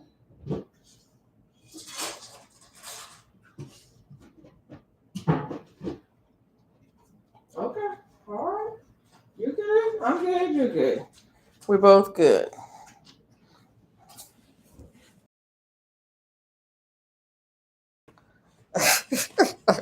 She said she couldn't tell y'all right now. But she's not cold. She said she was a little bit hungry though. So she figured she would eat a little bit now that she's been outside, and she checked out the backyard and there's nothing back there messing with her. So she's gonna eat a little bit. We're just a few degrees apart. Yeah. We're a long ways apart, but it's cold out there. But Mike, here's the deal. How warm are you gonna be tomorrow? Because are you gonna warm up as much as we're gonna warm up? That's the question. It'll probably be in the 50s here tomorrow. It was almost 60 here today. It'll be 55 tomorrow. Yeah. It's supposed to be cold every day though this week. So every night it's going to be down in the 30s every night. So yeah, that part. So what's your plans on the high blood pressure? I'm getting myself back together. I'm gonna cut back on my pork. And I'm gonna cut back on my salt. Although I don't eat a lot of salt. I I don't eat table salt, regular table salt. I eat I either use real salt or pink salt. And the difference between regular salt and pink salt or Celt- Celtic, I can't remember which way you say it, salt or um, real salt or pink salt or Celtic salt, is that those three don't have, they still have the other minerals in it. Um, Whereas table salt, they take all the other minerals out. So those are balanced, and so they don't. You usually don't have problems with those three because the mineral balance is there. You don't just have the sodium, but you have the other minerals that helps balance it out. We're going to be 20s and 30s low for the foreseeable future. Um, no, um, 2 inches of snow. So it's been nice to me. Ooh, that's cold. Now it'll be in the 50s, mid 50s every day during the day. But it's going to be in the 30s at night. Our weather is weird changing here. It's going to be in the 20s and 30s this week. It was minus 15. Oh, yeah. Yeah. The summer's supposed to be crazy. Yeah. Yeah. And GT, I've been eating junk. Not a lot of junk, but some junk over the holiday. We went out of town and so I was eating out, and it's hard to eat out and get and really control, have control over what you're eating. And so the big two of the biggest issues that I have when I'm eating out is hidden grains. They'll put grains in stuff. You the craziest things you would think, why would there be gluten in like French fries? Okay, I don't eat French fries, but why would there be gluten in potatoes? Um, it's normally it's that will be a gluten-free product. There will be no wheat in potatoes, but they'll sometimes you'll go out to eat, and when they make their potatoes, they'll decide that, oh, we're gonna dredge them through some flour to make them crispier, and so you end up having gluten in that, and so you get a response from that. And then the other thing is the oils that they use. You can order um,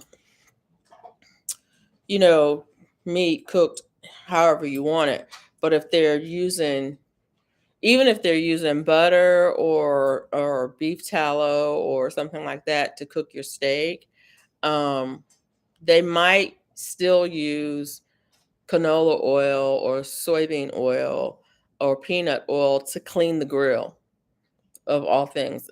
And so you you thought that, they said that this is how we prepare it, this is what we do it with. It's like, well, what are you using to clean the grill? Oh, we're just using this oil over here. Well, that oil over there may have something in it that can cause you some problem. And I have some issues with some seed oils cause me inflammation. And inflammation can cause my blood pressure to go up. And so that's the biggest issue, is that I, was out of town and I was eating out, and I don't really know what I was getting. And then I was eating off plan. So being at home, preparing my own food, and and then controlling my salt intake will help. Right. Exactly. It's just like when you go to buy olive oil, you may think you're getting olive oil, but it may be olive oil mixed with another oil because olive, you know, cold pressed extra virgin olive oil is very expensive. But you can get olive oil that if it doesn't say all of those things, that they've mixed something else into it, um, just to just to to to save money, or to make money either way. And right with butter, some places use butter. They'll finish their steak with butter, but they won't cook their steak with butter because butter burns. They could use ghee. Ghee doesn't burn, but butter does. So yeah, but that is what I'm gonna do. You asked the question. I'm gonna get back on track eating because within 2 weeks of me changing my diet, my blood pressure had normalized, and so I know that um, it's not gonna take. I'm gonna do a 3 day reset here, starting tomorrow, really, because I already ate today. But starting tomorrow, I'm doing a 3 day reset, and everything should be back. I should be back to normal. Okay, I think I put all of these um, stitches on backwards. No worries. We know how to fix that too. uh, Bada. Okay, butter burns fast. Yeah, butter does burn fast. But one of my friends has a video on how to make ghee. Just she has a video on how to make ghee, and so there's that. You can make your own ghee, and then you don't have to worry about the butter burning fast. You don't have to worry about the butter burning at all because you use ghee instead, and ghee doesn't burn. What burns with the butter is the milk solids that are in it. Um, but when you make your ghee, you take those milk solids out, and then it doesn't burn near as bad. Um, and it also takes away the problem that those milk solids can add. Ghee is great, especially on popcorn. Yeah, I'm gonna make some. I got some Irish butter that I'm going to. Actually, I have some regular butter that I'm gonna use to make the ghee, but I got some Irish butter that I'm gonna use too. I'm gonna try both of them just to see because I've never tried the Irish before. It's supposedly really good.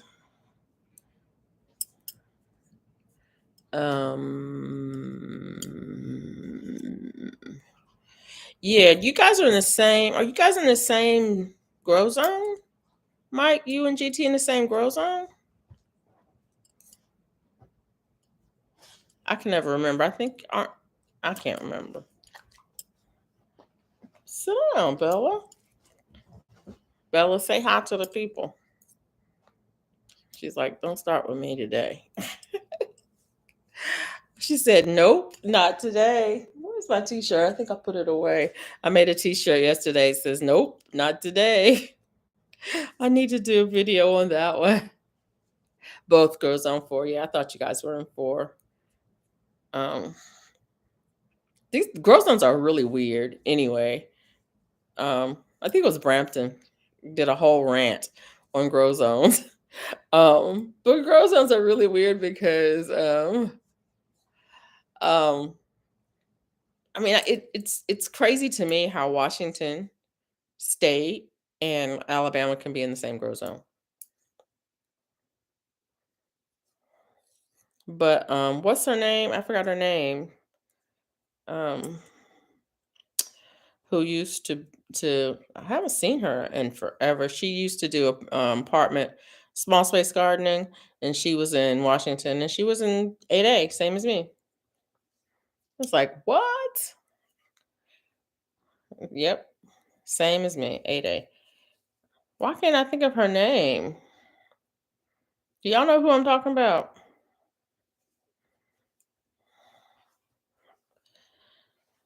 Uh, I can't remember her name. GT Junior. I think you know who I'm talking about. She did balcony. She did balcony gardening. Um, and she also did some hydroponics inside, but she did balcony gardening. And grew a lot of food in a very small space. Anyways, it'll come back to me later when I get off of here. My Renaissance grandma. Good night, my Renaissance grandma. Thank you for being here. I appreciate you. Y'all need to check out her channel. And if you are not familiar with her, you need to check out her Etsy shop. There's a link on her about page to her Etsy shop. She's got good stuff. All of the stuff, all of the things. And it's wonderful. So check her out. Okay. I think this is right. Is this? Yeah, this is right. Yep. Done. Growing with Donnie. Exactly. Growing with Donnie. See, you knew exactly who I was talking about. I couldn't think of her name to save my life, but you knew who I was talking about. But yeah, she's in the same Grow Zone. How do you? Yeah, same Grow Zone as me. Crazy. How crazy is that? And I'm in Alabama. She's in Washington. So yeah. Um,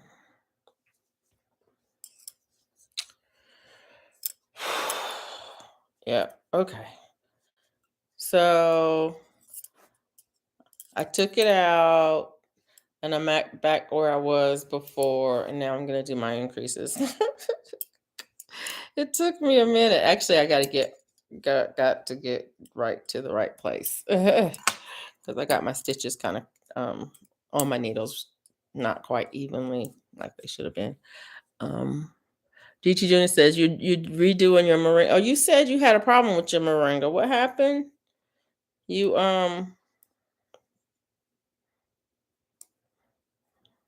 they died or something? You said you're restarting them? You're starting some more or something? I forgot what you said happened to your moringa. I forgot.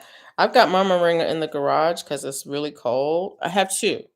I got my seeds from Growing with Hudson. And I started them in containers. Redoing these moringas. I started them in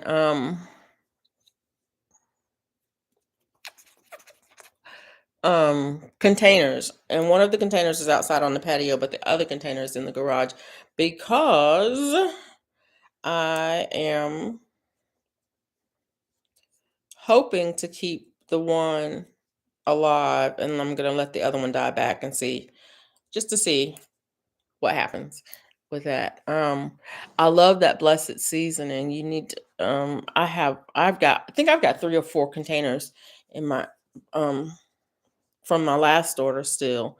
But yeah, definitely definitely love that blessed seasoning.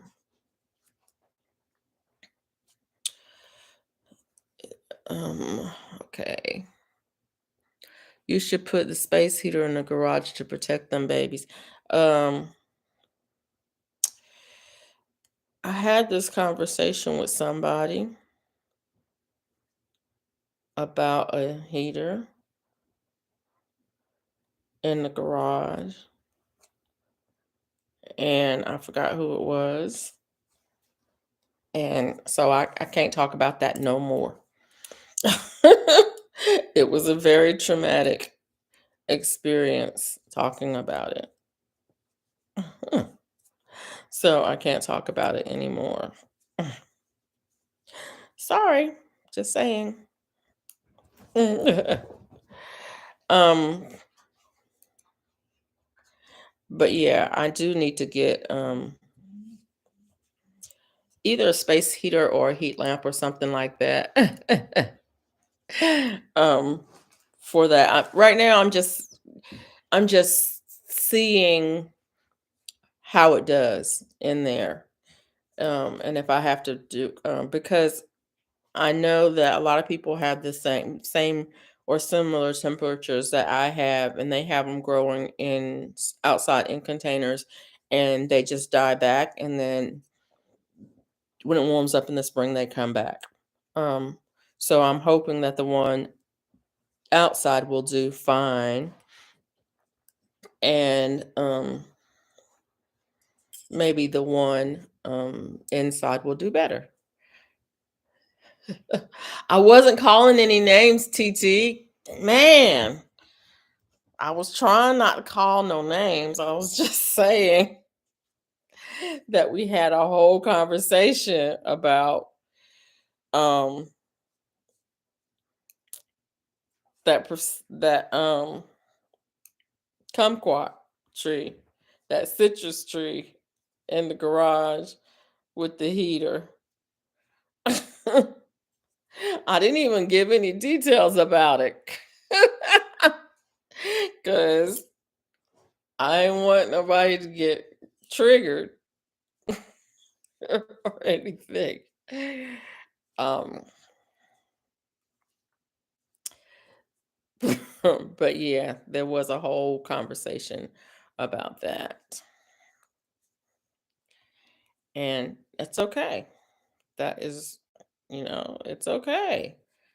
You have to be concerned about these things. GT Junior, do you have a heater in your garage? What kind of heater do you have in your garage? When do you have it on? Do you have it on all the time? Does it have a thermostat on it? Does it turn off automatically? Does it see all of the things? I got all the questions, and all of the things um, about that whole space heater thing. Did I drop a needle somewhere? Yep, I did. Bella, somebody's saying hi to you. Bella's like, I ain't got time to play with y'all. I'm getting ready to go to sleep. Y'all know what time it is. So yeah, what kind of heating do you have, DT Junior? Um, in your um garage for your babies? But you got your chickens in your garage too, so what's going on with that? I mean, I'm sure you got some kind of heating um for that. I'm gonna get some quail. I want to get some quail, but the problem I have with getting some quail is I don't know how much um care they gonna need when I'm traveling. So I gotta find somebody to um take care of them when I'm on the road because I'm gonna be traveling. Definitely gonna be traveling, but what I could do is um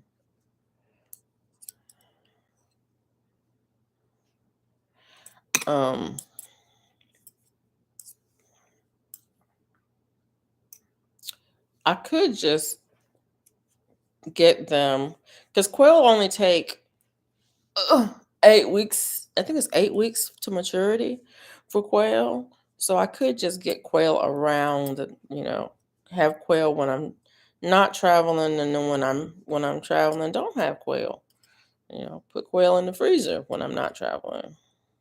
When I'm traveling, and then when I'm not traveling, get some more quail or hatch some more quail. Because I think you can have the eggs and not hatch them for a while if you don't have them in the right conditions that they stay fertile and they stay alive, and then you can hatch them later. So like I could have eggs and I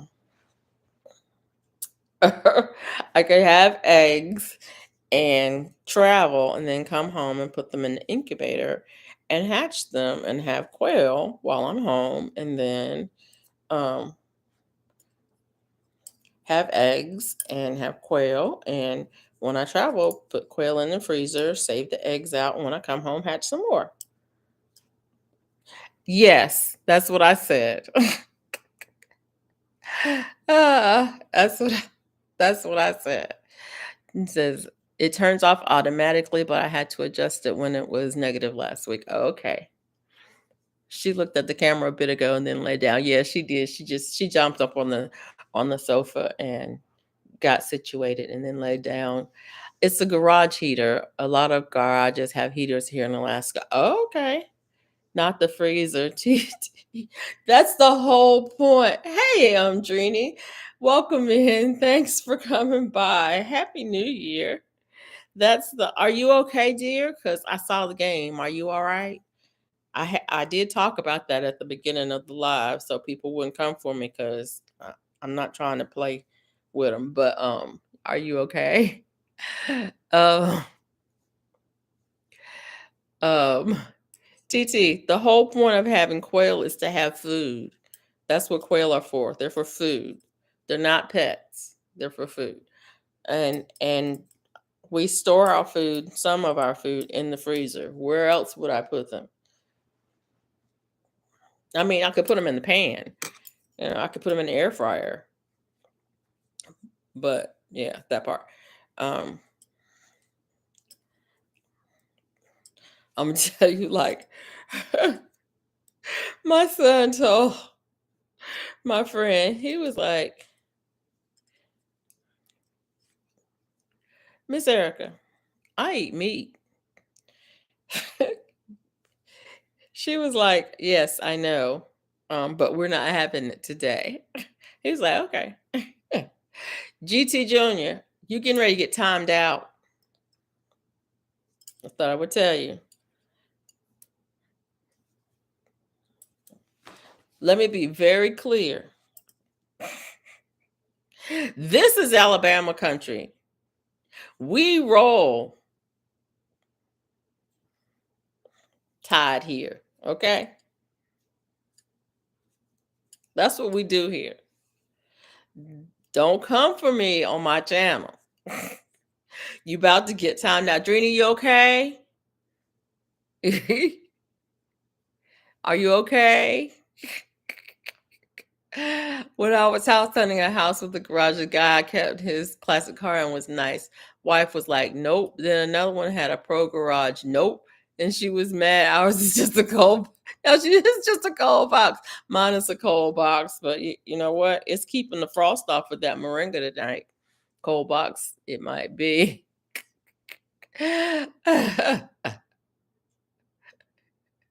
You laughing, GT Junior. You're gonna get timed out. I'm like, she picked the house at the unattached garage 40 feet. Oh, it's too cold up there to be 40 feet away from the house. We need an attached garage with the heater and heated floors, not just heated. Oh, that's right.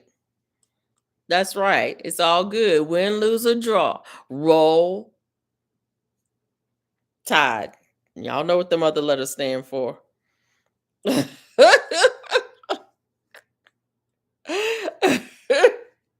Don't come over here. I done told you, GT. My money goes to the University of Alabama. And as long as my money going there, we roll Tide over here. Elsewhere, I don't say nothing. I don't come to your house saying nothing. I don't make no squeaks. I don't make no sounds, no nothing. But at my house, as for me and my house, okay. I'm gonna leave you alone because you did stop. And you better be checking on Drini to make sure she's okay. That's probably why my pressure was up. I had to sit through that game with my son. That's probably it right there.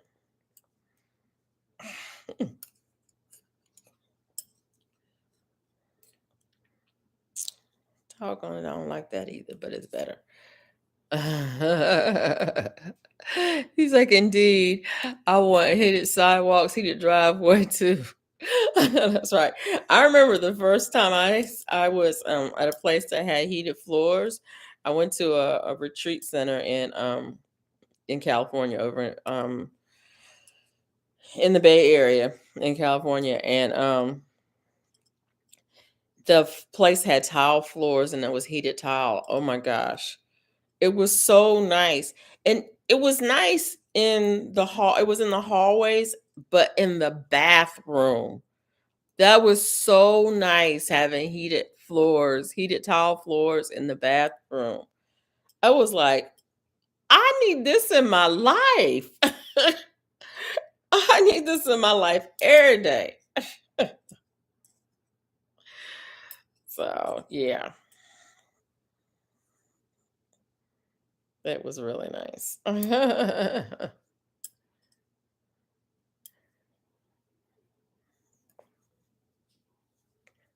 What you working on tonight, Jeannie? Why you up?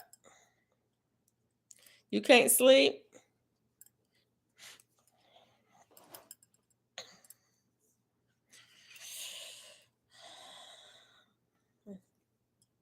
I hope you're feeling better.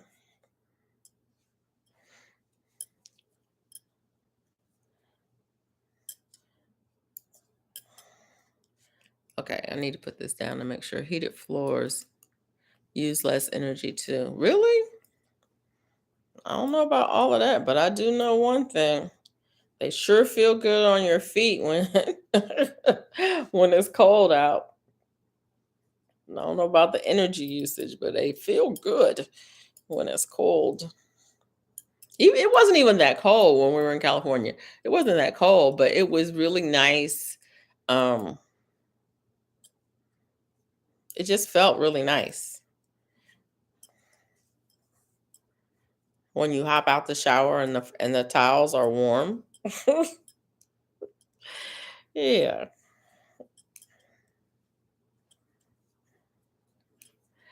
I slept through half of the game.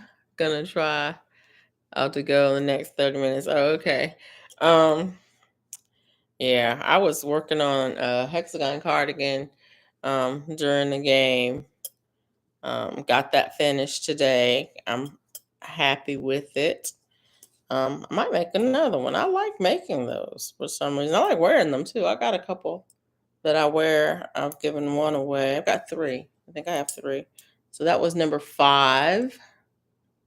Yeah, that's the 5th one I've made, the hexagon card. And that one only took, like I said, I started on the 28th and I finished it today. So yeah.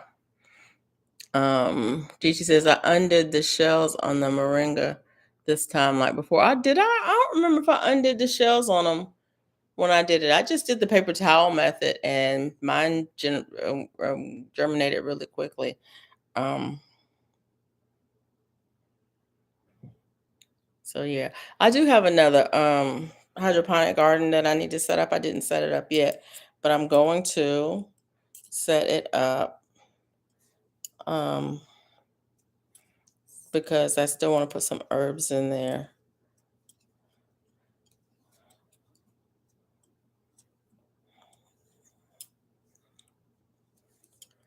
Um, yeah, GT. I use pliers to gently remove the shell. I don't think I removed the shell last time when I germinated those two. I really don't.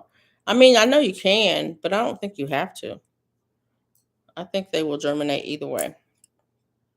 But I could be wrong about that. Maybe I did. I don't know. I tried with moringa several times before I finally got them to grow. Um, but the last time it was so simple, I was like, I don't know what I was doing wrong before, but it was so simple the last time I tried. It was like, I must have been holding my mouth wrong or something. At least that's what the old folks used to say back in the day.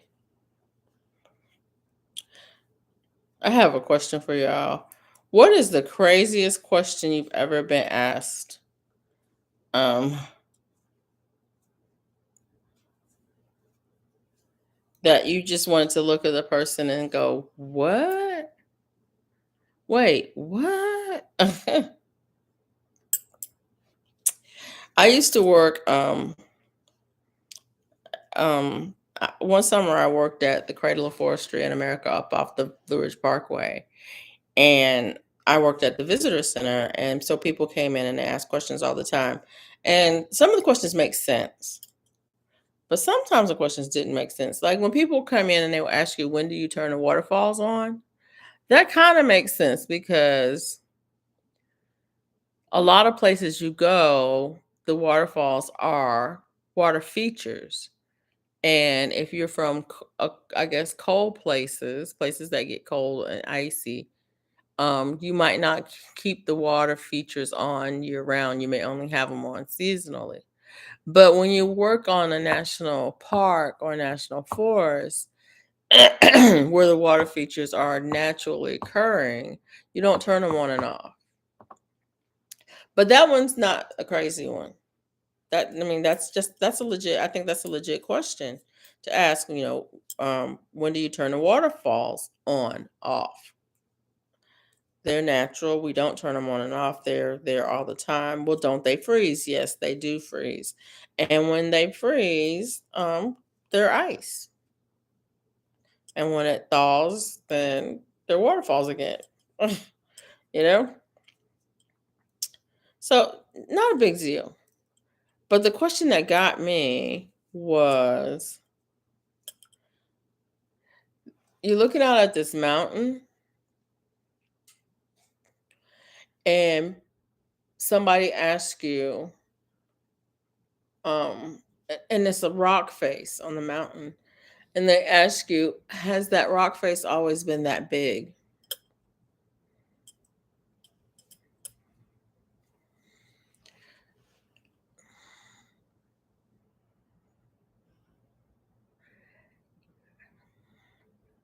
And you're working. And so you say, no,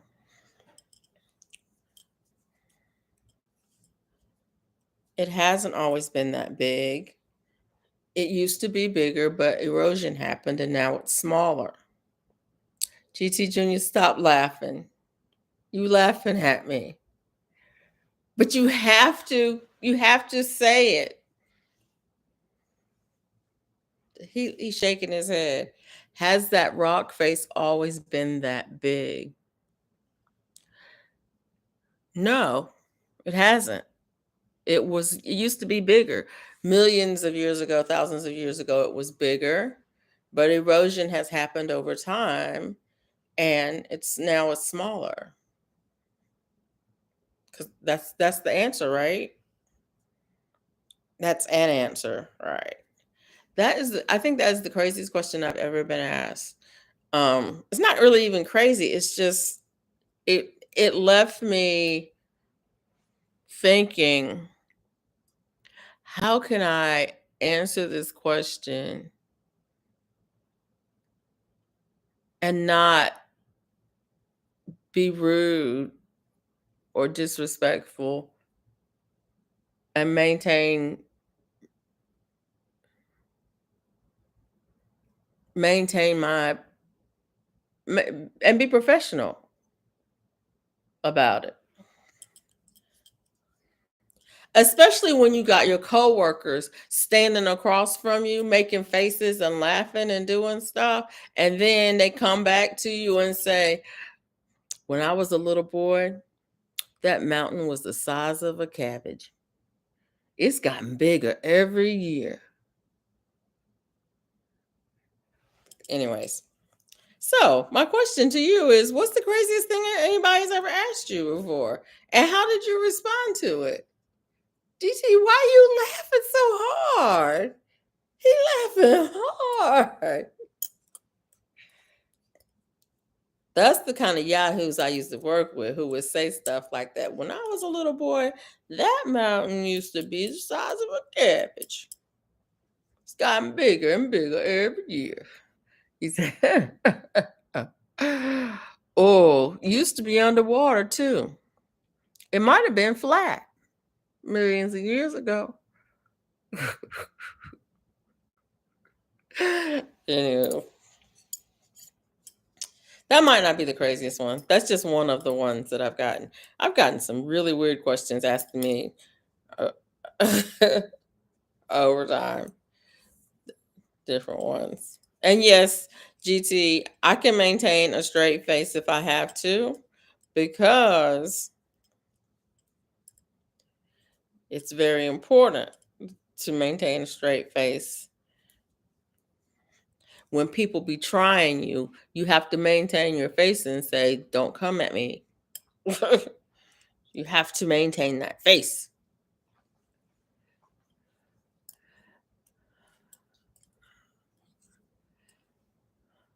As long as I don't get the vibe that they trolling, I'll answer. Yeah, yeah, yeah, yeah. Sometimes people are trolling. They're just trolling, and you gotta know that that's if that's what's going on.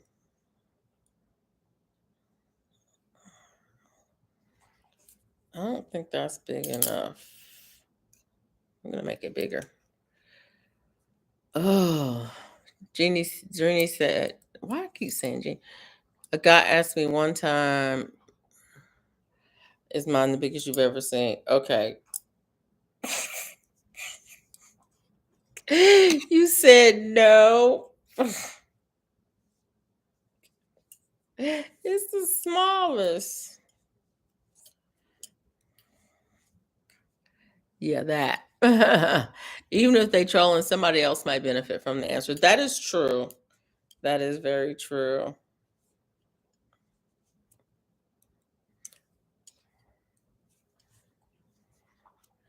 So I don't think this is. I think I need to work on this. So I did go back and I don't know if I don't know who's still here or not. Oh, I put a stitch marker there. I did go back and um I did increase it a little bit. I'm going to increase it some more. It's not as wide as I want it to be. I want it to be a little bit wider than that. But as you can see, it's narrow at the bottom and it's getting wider. Um my stitches are not even, but that'll come back. And so I'm gonna do a couple more increase rows. And there we go.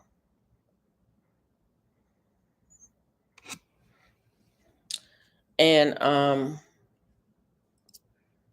let me see. How long have we been on here? Oh, I guess I'll give a 30-minute warning. I'm gonna go 30 more minutes and then I'm gonna get cut out of here because I've been going for a minute. Longer than I had planned to be on here tonight. I really didn't plan to be on very long. But it is what it is. It is what it is. And I am liking this. But I gotta make a second one, so I need to go ahead and work it up. It's like I was gonna ask you, Mike, and I know you've answered this question before, but where do you get your cracky baskets from? Um, and hey, Rudy, welcome in. How are you? Happy New Year, and thanks for the time. Um, I think I want to get a few of those. I mean, is there? I guess not where you get them from, but is there a particular brand? Yeah, the cups. And do you use the what do they call the little? Are they clay? What are they? The stabilizing things that you put in the cups. I forget what they're called. Okay, my brain is tired because I can't remember the name of stuff. Let me write this down. 2 inch, 3 inch net cups with clay. Are there? Yeah, the clay balls. And then, hey Texas Lala. Um, Whatever's the cheapest, no particular brand. Okay.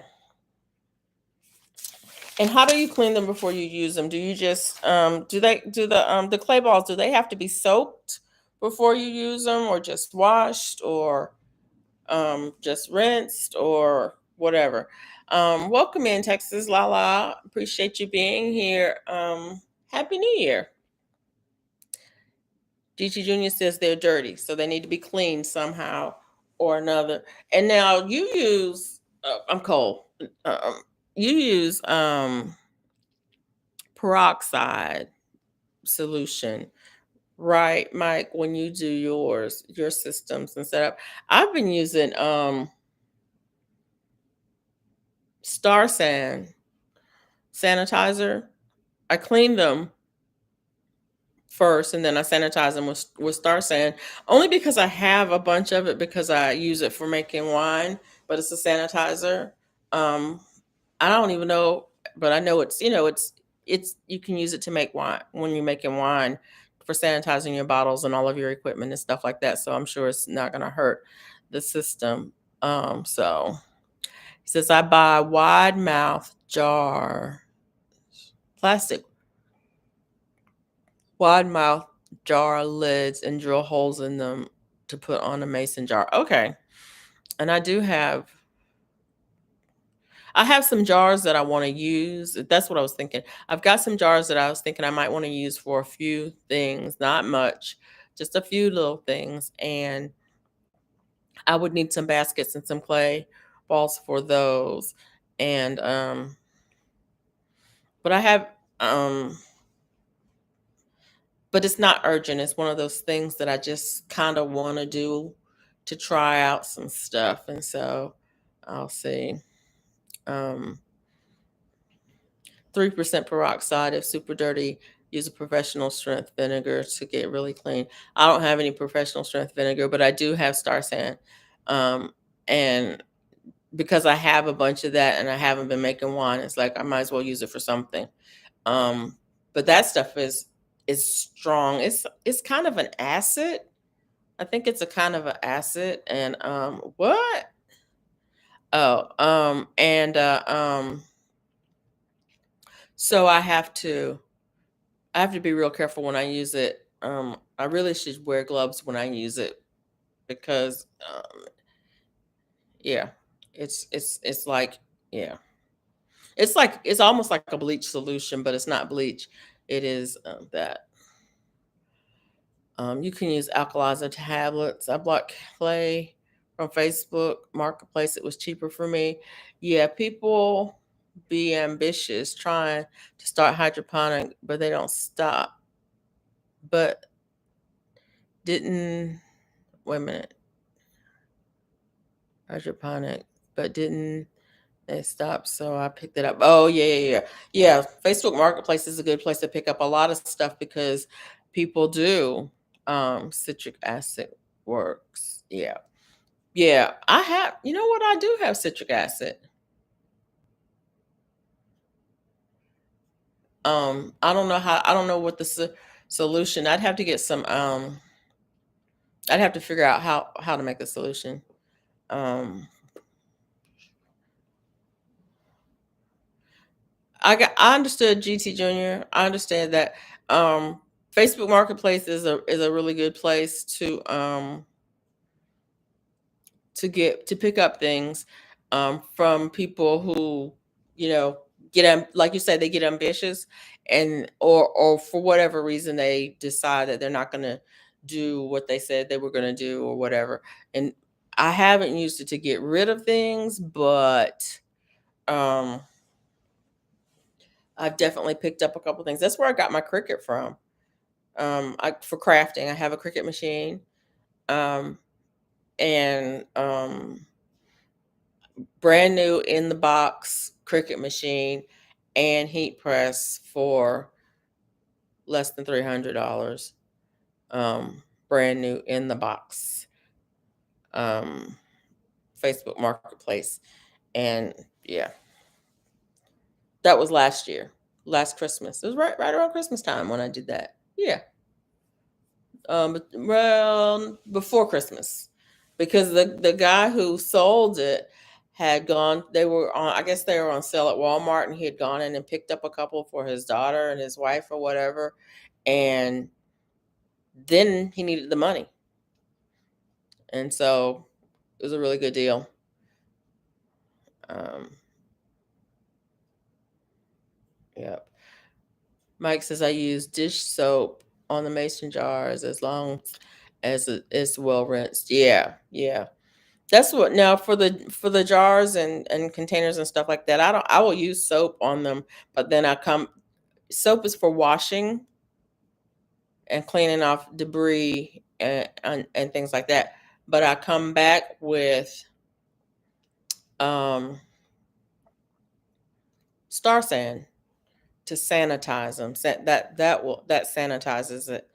Um, and then you don't, after you use the Star Sand solution, you don't rinse them. You let it dry, and that gets rid of any fungus or bacteria, or it gets rid of all of that. So, but that's, like I said, that is maybe I'll show it one day in a video, because that's just it's a sanitizer that you use when you're making wine. Um, um, that some people use. You don't have to use it. You can use other stuff, but like I said, it's something I have and intend to use that. I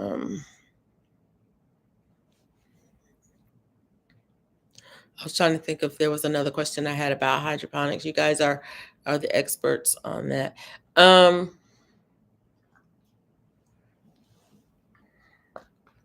can't remember. I think I asked all the questions I thought I had. Yeah. Um,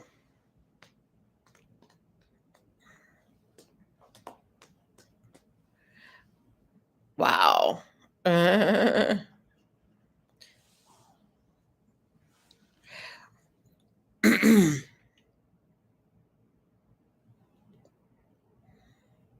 So, Mike, what are you gonna how are you gonna contain your squash?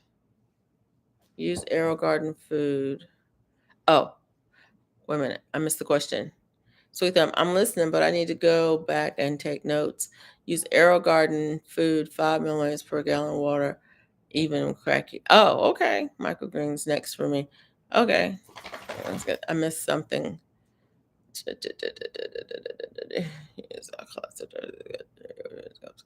Yeah, yeah, yeah, yeah. I've got um the food.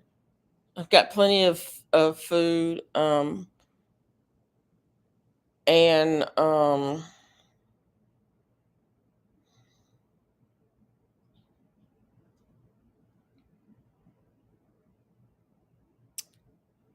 what was I thinking? Yeah, yeah. I got plenty of that food and stuff. Um, the bloom one and the grow one, and even some of the ones that come with one of the, the ones that the A/B solution. I have those too. Um, I got a fan too.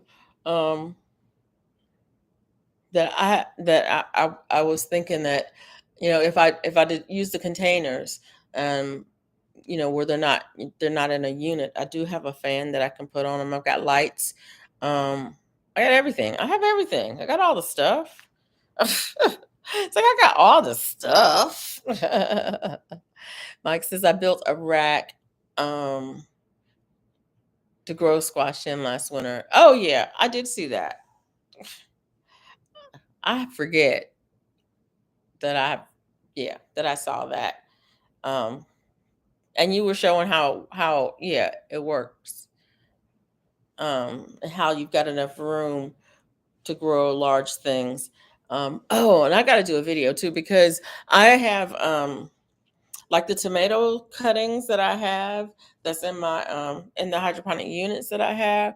They're good. They're still surviving. I still have cuttings. Actually, I've got cuttings all over the place that are still surviving. I'm just hoping that I can keep them alive long enough that I'll have something to put in the ground when it gets warm enough. In there, but I was out of town for 2 days. Well, 2 nights. I came back and my air garden, it was like, I'm gonna have to cut everything of the cuttings, not the seed stuff from seeds, but the cuttings. They were growing like crazy. I'm like, okay, I'm gonna have to trim the roots on these things because they're gonna take up all of the nutrients and all of the water from everything else. So I'm gonna have to root prune them, I think, too. They're thriving. They are thriving. I was afraid that when I cut them back and everything that they would not do well. They are having themselves a good old time. So we'll see how that goes. Um, he says I got fans coming in next week for the garden. He says I built a rack. The only difference is this time is built a tote system for it. Okay, nice. I put my metal racks up a couple of weeks ago. Found grow lights and fans on clearance racks. Okay. Just need to see what works. Okay. Yeah, I got grow lights on clearance last year that I haven't used. Yeah, I bought rack. Well, not a rack. I've got a shelf in there that I was going to use to grow some plants on the shelf. I may not do that, but well, anyways. And then got a fan. I picked up a fan on sale somewhere. Um, yeah, I let it climb wires as it grows. Yeah, that's the part. I need the support system. I'm not going to grow. I am not growing squash inside. No kind. Not the candy roaster, no kind of squash am I going to grow inside. No kind of vine and plant am I going to grow inside. I'm barely going to grow these doggone tomatoes inside. I need to make a something, some kind of a support system for the tomatoes. But yeah, because I just can't. Last year I had tomatoes that were supposed to be dwarf tomatoes that were growing inside, and they were 6 feet tall, growing in the hydroponic unit. It was like, this is crazy. But I didn't prune them like I should have. Um, okay, Mike said that you're gonna have a video um, next Tuesday. Today is an update on the wife's flowers. Yeah, I want to put in some flowers too. I've got some. I gotta get that other system set up. I might do that tomorrow and drop some flower seeds in there because I have some little flowers. I don't know if they'll grow in there. Do you think the Johnny jump ups will grow in there in the hydroponic system? Or do they need too much cold? That room is pretty cool, but I don't know. I might plant some outside and put some in the system and see what happens. I don't want to eat the leaves on the squash. Oh, I got videos up waiting to air through February. Wow, that's good though, Mike. I promise you, I am. If I post a video today, I probably film the video today. That's how close it is for me.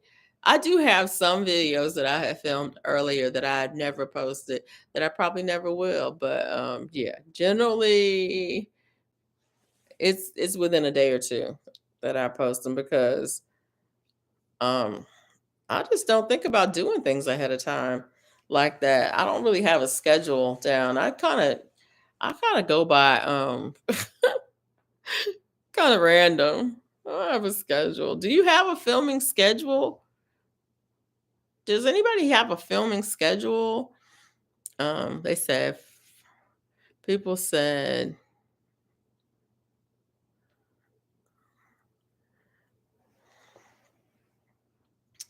Fresno can't grow in size, so I did it and always will. Fresno grows for me. Yeah. Yeah, yeah, yeah, yeah. Um, um, yeah, so I don't know. I'm gonna try some stuff. I started sweet potato vines to grow inside for leaves. Yeah, I was thinking. I think I saw you posted that on another channel that you had done that. Too. It's funny when I was growing up, we didn't eat the leaves on sweet potatoes, but people liked to grow sweet potatoes in the house in jars, in glass jars. They would put a sweet potato in a jar and they would grow them inside and they would be vining all over the house. They had all of these beautiful sweet potato vines growing. Now, we didn't eat the leaves, but they just grew the plants inside. So there's no reason why you can't grow them inside for leaves. Yeah.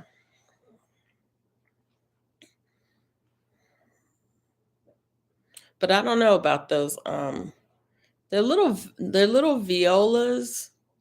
I think that's what they are, little violas or something. They're really pretty and it's a small flower. I was thinking that would be cute to grow some of those inside. I don't know. We'll have to see. We'll just have to see. We'll grow some stuff. We'll see what happens. We'll see what happens. We'll see what happens. I'm gonna try it. I just need to get that garden set up, um, so it'll be ready to go. My mom always let her sweet potatoes grow. Also, never ate the leaves. Yeah, we always had sweet potatoes growing inside the house when I was growing up, just for the greenery, just to be pretty. There was something you could grow. I don't even know. I don't know. I think about it. Really. Yeah, I never ate sweet potato leaves until I was an adult. Um, but I made a video on it last year. I think it was last year I made a video on the sweet potato leaves. I didn't get much of a harvest this year at all. So there's that of leaves or potatoes. I had lots of leaves this year, but I didn't get very many potatoes. Something was eaten. Some small animal was having fun in my garden this summer. And to be perfectly honest, it got so dry this summer that I just gave up on it. Um, really. Mike says African people ate the greens of pumpkins, etc., more than the fruit. Yeah. Yeah, a lot of people grow I know they grow a lot of those tubers for the leaves. Um and some other plants. There are lots of plants that they grow more for the leaves than they do for the fruit of them.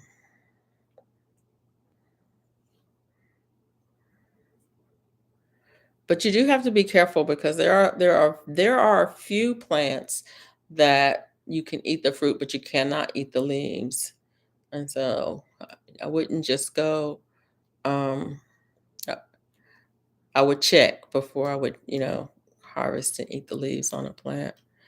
Um, I know a lot of people will grow squash for the flowers. Squash blossom. Friend of mine makes squash blossom soup and stuffed squash blossoms. And I'm like, why would you do that? Yeah. Yeah.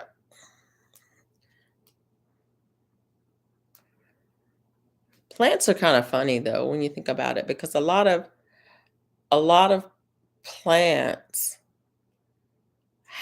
I wonder how people like poke salad. How do people find out that you could eat poke salad? Or even cassava? Cassava? I can't say whatever. Cassava. Um, how do people find out you could eat those things? Because a lot of them you have to process them.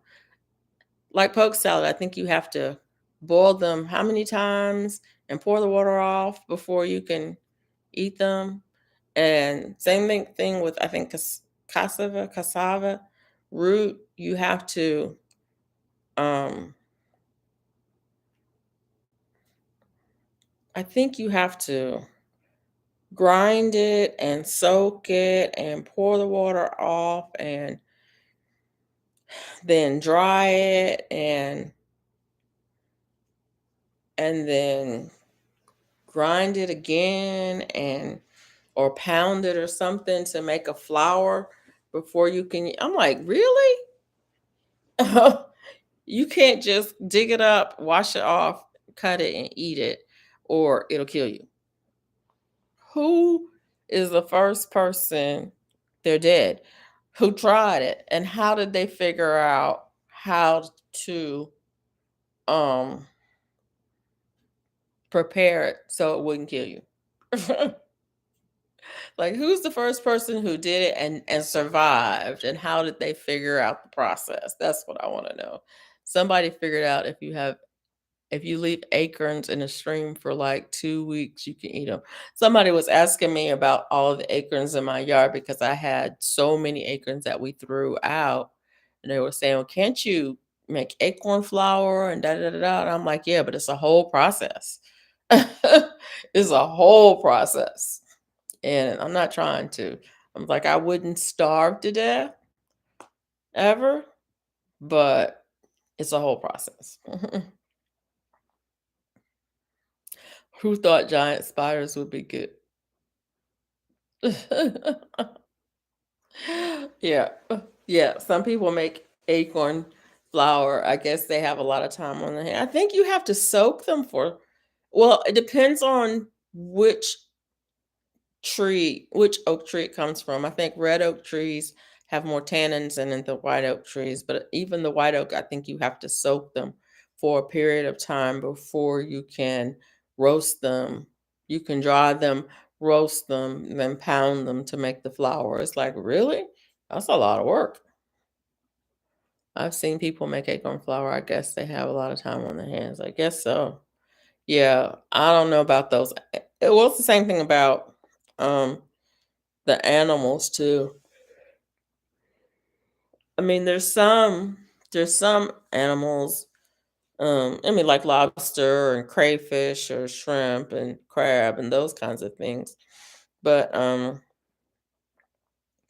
even, some of the larger, or like they used to say, the charismatic, there's Bella. Like the some of the larger animals. Who's the first? I guess who decided that that looks like it would be good to eat. Yeah. Wow. TT here. I'm starting to doze off, but still listening. Yeah, we're out in 8 minutes. Um, yeah, because I'm getting tired too. I'm getting tired. I'm not rocking like I normally do when I get tired, but I'm winding down, and I had to put the knitting down because I couldn't focus on two things at once anymore. You can do it. You can do it. I guess like any skill, once you add it to the bag of tricks, it becomes what you do. Yeah, and people are observant too. And so I'm sure that um by observing what's going around in your environment, you will notice, what other animals are eating, what other animals are avoiding. Even though our digestive systems are different, at least gives you a starting point for what you can and can't eat. If you see, a bird eat something and die, then you know you probably shouldn't eat that. But just because a bird can eat it and live doesn't mean that we can. If you see, you see a lion or tiger or bear catch something and eat it, um, then you could say, well, maybe I could eat that too. Um, you watch the scavengers and see what they eat, and it's like, well, maybe that is good to eat, or not. So I guess, observation is one of those things that happens. But I just wonder about there's some. I mean, you hear about um the fish that if you prepare it in a certain way, you can eat it and it's a delicacy. But if you get it wrong, it will kill you like within 3.5 seconds or something, immediately, has a neurotoxin in it and it'll paralyze you or whatever. It's like, what? Who figured that out? That you could eat that, How many people had to die before they figured out that thing? Yeah, yeah. You see the kid eating glue, don't do that.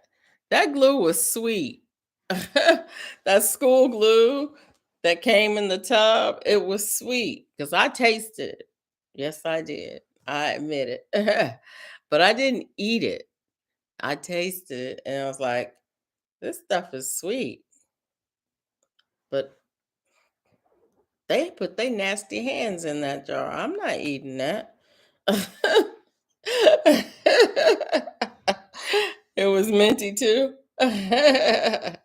Like said, everybody was putting their hands in it. I was like, that's nasty. I'm not eating that. DG Jr., did you eat the school glue when you was a kid? He was the kid we was talking about. He ate the school glue.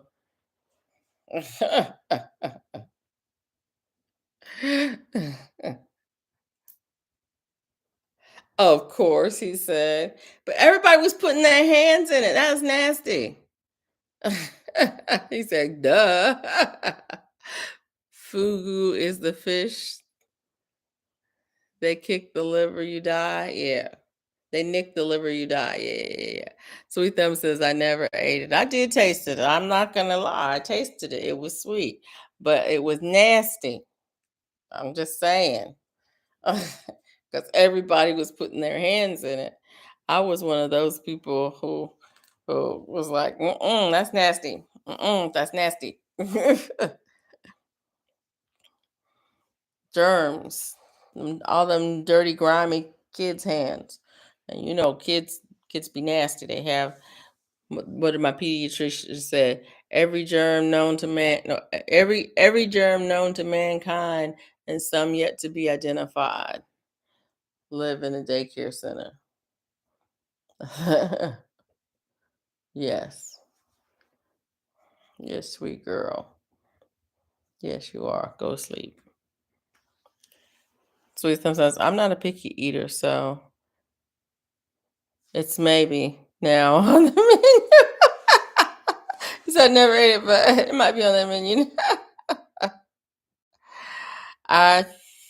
Remember, I think Brussels sprouts taste like pennies. Why you tasting pennies? Salt, pepper, garlic. But why you tasting pennies? Why you know what pennies taste like? That money's nasty. Do you know how many people's hands been on it? And they probably picked it up off the ground. Why you eating that? Okay, GT, we gotta work on this. Uh-huh. I was watching the parade this morning. Did y'all watch the parade today? And they were talking about there was one that had an alligator on it. On one of the floats had alligator on it, and they were talking about Brussels sprouts that they use to make the green on the alligator, and they were saying it doesn't smell very nice on that float. I was like, why would they use Brussels sprouts on the float when they know people gotta be up there and they know how bad they smell? That's just wrong. That's just wrong. Why you eat? I didn't eat the glue GT. I just tasted it.